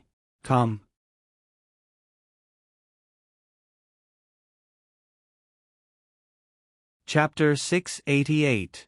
The latest chapter of this book is not finished yet. For more exciting content, please scan the QR code below to download the app. Novels are updated faster. Millions of novels are free to read. Novels that can't be found on the internet are all available here. This. The king looked at the little bean in front of him and swallowed the words, "account." His eyes were heavy as he said, "Who told you this?"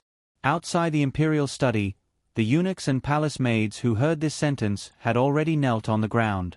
Even the palace steward who was carrying snacks in the room also knelt at the door. He raised the tray high above his head and trembled all over. The young princess was a focused child. She didn't notice the movement at the door and outside the door. She said with a childish voice, "Shangguan Yen told me." The king's eyes were filled with a terrible storm. "She said that I am dead?" The young princess tilted her head seriously. "She didn't say it directly, but I am so smart, of course I can guess it. When I asked her who her father was, she seemed a little sad. She said that she hadn't seen her father for more than 10 years.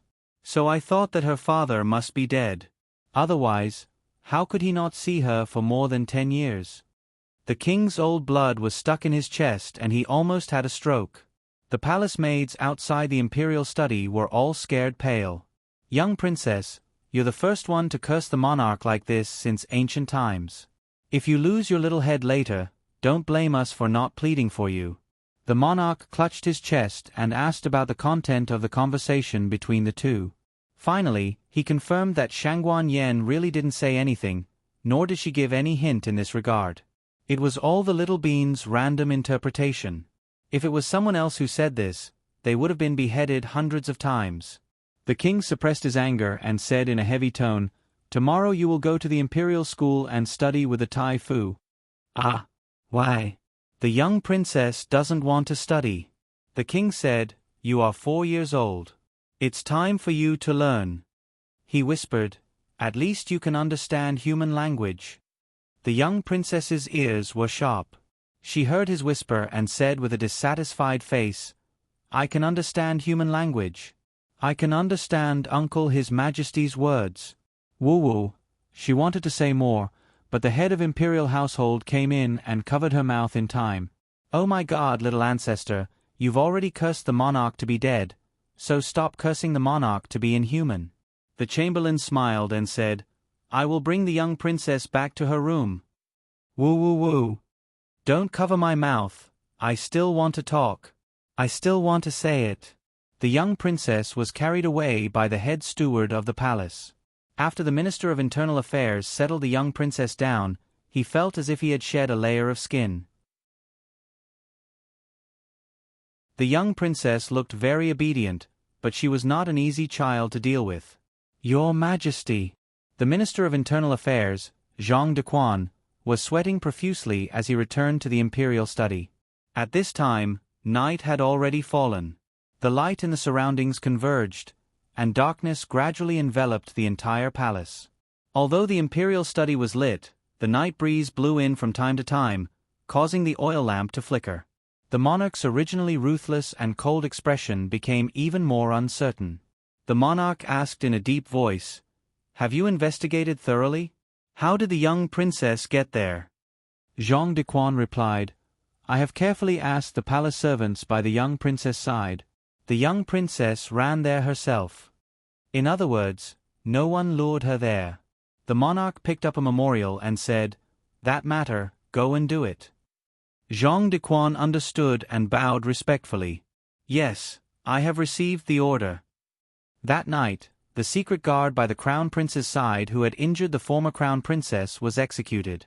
The crown prince's hundreds of embroidered uniform guards were taken away in the night, locked up in the dungeon, and tortured. There were 3 questions to be asked. First, was the crown prince related to the assassination of the deposed crown princess? Second, was the crown prince related to the destruction of the imperial mausoleum? Third, was the crown prince related to the crown princess amnesia?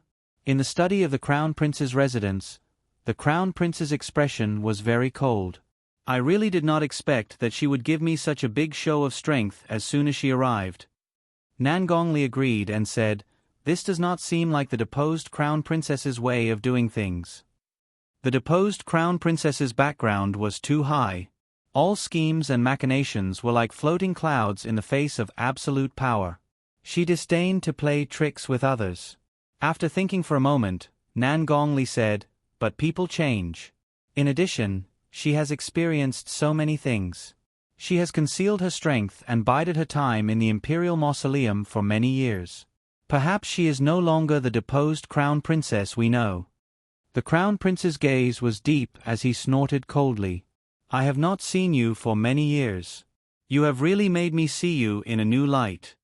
Nangongli said, "I think that your Majesty's actions are not for the sake of the deposed crown princess." The crown prince sighed helplessly. "I understand. Father is just being paranoid." The monarch was naturally paranoid. Rather than saying that he was worried that the crown prince would bully the deposed crown princess, it was better to say that he was warning the crown prince not to have any thoughts of rebellion. The crown prince stood up and walked to the window. Looking at the crescent moon in the sky, he said, "I am loyal to father. How could I have any thoughts of rebellion?" Nangongli walked to the crown prince's side. "It is not only for the crown prince to see, but also for all the princes and civil and military officials. After all, His Majesty does not wish for a second Shenyuan family to appear." Thinking of the events of the past, the crown prince was silent for a moment. Nangongli asked worriedly, "Zhang Dequan won't be able to get anything out of the interrogation, right?" The crown prince smiled coldly. "I really hope that he can get something out of the interrogation. I am also very confused. How was the bridge broken? How was the imperial mausoleum destroyed? How did the crown princess lose her memory? Ah, amnesia." Hearing this, Nan Gongli more or less understood that the Crown Prince's side had been cleaned up. The brocade guards that were taken away should have nothing to do with the assassination of the Crown Princess. Thus, no matter how they were interrogated, there would not be any evidence against the Crown Prince. The Crown Prince looked coldly at Nan Gongli. "Didn't you say that there was no one by her side that she could use? Why did none of the people I sent come back?" Nan Gongli hurriedly bowed and said, "I have secretly investigated the Crown Princess. These years, the Crown Princess has indeed not had any powerful experts by her side. Could it be some surviving member of the Shenyuan family?" The Crown Prince said, "The Shenyuan family has long been exterminated. How could there be any surviving members? The men of the Shenyuan family were either killed in battle or executed. Even the infants in swaddling clothes were not spared. Although the women were sent to the educational division, they could not bear the humiliation and all committed suicide." The Crown Prince continued, "The surviving members are the deposed Crown Princess and the imperial grandson." At the mention of the imperial grandson, the Crown Prince's face became even colder. "You still haven't found the whereabouts of that child?" Nan Gongli hurriedly said, "I have already given the order. There should be a result soon." The Crown Prince said coldly, "To cut the weeds, you must remove the roots." Nan Gongli said, "I obey." "Father, father." Suddenly, a young and tender voice came from outside the study. The Crown Prince's expression changed and he gave Nan Gongli a look. Nan Gongli understood and hid behind a bookshelf. A toddler stumbled into the room. The Crown Prince walked over with a smile and picked up his younger daughter. "Ling, why are you here?" The younger daughter said, "I can't sleep. I miss father." The Crown Prince smiled. "Father will sleep with you, okay?" "Okay." "I also want father to tell me a story." "Okay. Tell me, what story does Ling want to hear?" The Crown Prince carried his younger daughter out of the study. Along the way, his happy and doting laughter could be heard. Nan Gongli came out of the study and touched the wound on his right arm. His eyes were cold as he said, "Xiao Lu Lang, the son will pay for the father's debt. This time, you can't escape." Gu Jiao had eaten dinner at Heavenly Fragrance Pavilion and was preparing to go back. Suddenly, a gerfalcon flapped its wings and flew to Gu Chengfeng's window-sill. Gu Jiao was surprised. "Xiao Jiao." Xiao Jiao also looked at Gu Jiao in surprise. Its wings stopped flapping in midair. The only one who was not surprised was Gu Chengfeng. It seemed that Xiao Jiao had come here more than once or twice. There was a rolled-up piece of paper tied to Xiao Jiao's right leg with a red string. Gu Jiao looked at Gu Chengfeng. Gu Chengfeng said, "Take it down and take a look. It's most likely written by Xiao Heng." Gu Jiao learned from Martial Mother Nan that Xiao Hang and Gu Chengfeng had frequently gone to her rented residence to wait for her in the past few days. Thus, they had bumped into each other. However, Gu Jiao did not expect that the two of them would secretly send letters. Gu Chengfeng explained, "It's inconvenient for him in the inner city. If there's a day when he can't leave the city, he'll have Xiao Jiao send a letter to ask me if you've returned." Gu Jiao untied the piece of paper from Xiao Jiao's right leg. On the paper was Xiao Heng's handwriting. There weren't many words. It first asked about Gu Jiao's whereabouts and then said something. "What's wrong?" Gu Chengfeng saw that Gu Jiao's expression was cold and could not help but ask, "Did something happen to Xiao Hang?" Gu Jiao handed him the piece of paper. He met Nan Gongli. It was because he met Nan Gongli that Xiao Hang gave up on leaving the city. He did not want to accidentally bring Nan Gongli's people to Gu Jiao's place. With Nan Gongli's methods, he would definitely investigate the people of Zhao Kingdom who entered Shangdu, especially the identities of Gu Jiao and Xiao Lulang. Xiao Hang reminded Gu Chengfeng to pay attention to the movements of Qianqiong Academy on the note. Seeing this name, Gu Chengfeng's eyes darkened. It was Nan Gongli who injured Gu Yan, right? It caused Gu Yan's heart disease to act up and he was half dead. He had no choice but to go to Yen Kingdom for surgery. It's him. Gu Jiao looked in the direction of the inner city through the window, her eyes overflowing with murderous intent. It's time to settle the score with Nan Gong Li. The latest chapter of this book is not finished yet. For more exciting content, please scan the QR code below to download the app. Novels are updated at a faster rate. Millions of novels are free to read. Novels with connotations that you can't find online are all available here. https://www.zhbqg.com/89642/8264286/10734635 HTML Genius memorized this website's address in 1 second. www.zhbqg.com Biku Gu mobile reading website, zhbqg.com. You're tuning in to the Narrate and Escape YouTube channel. Don't forget to subscribe and join us on this journey to catch the most captivating stories.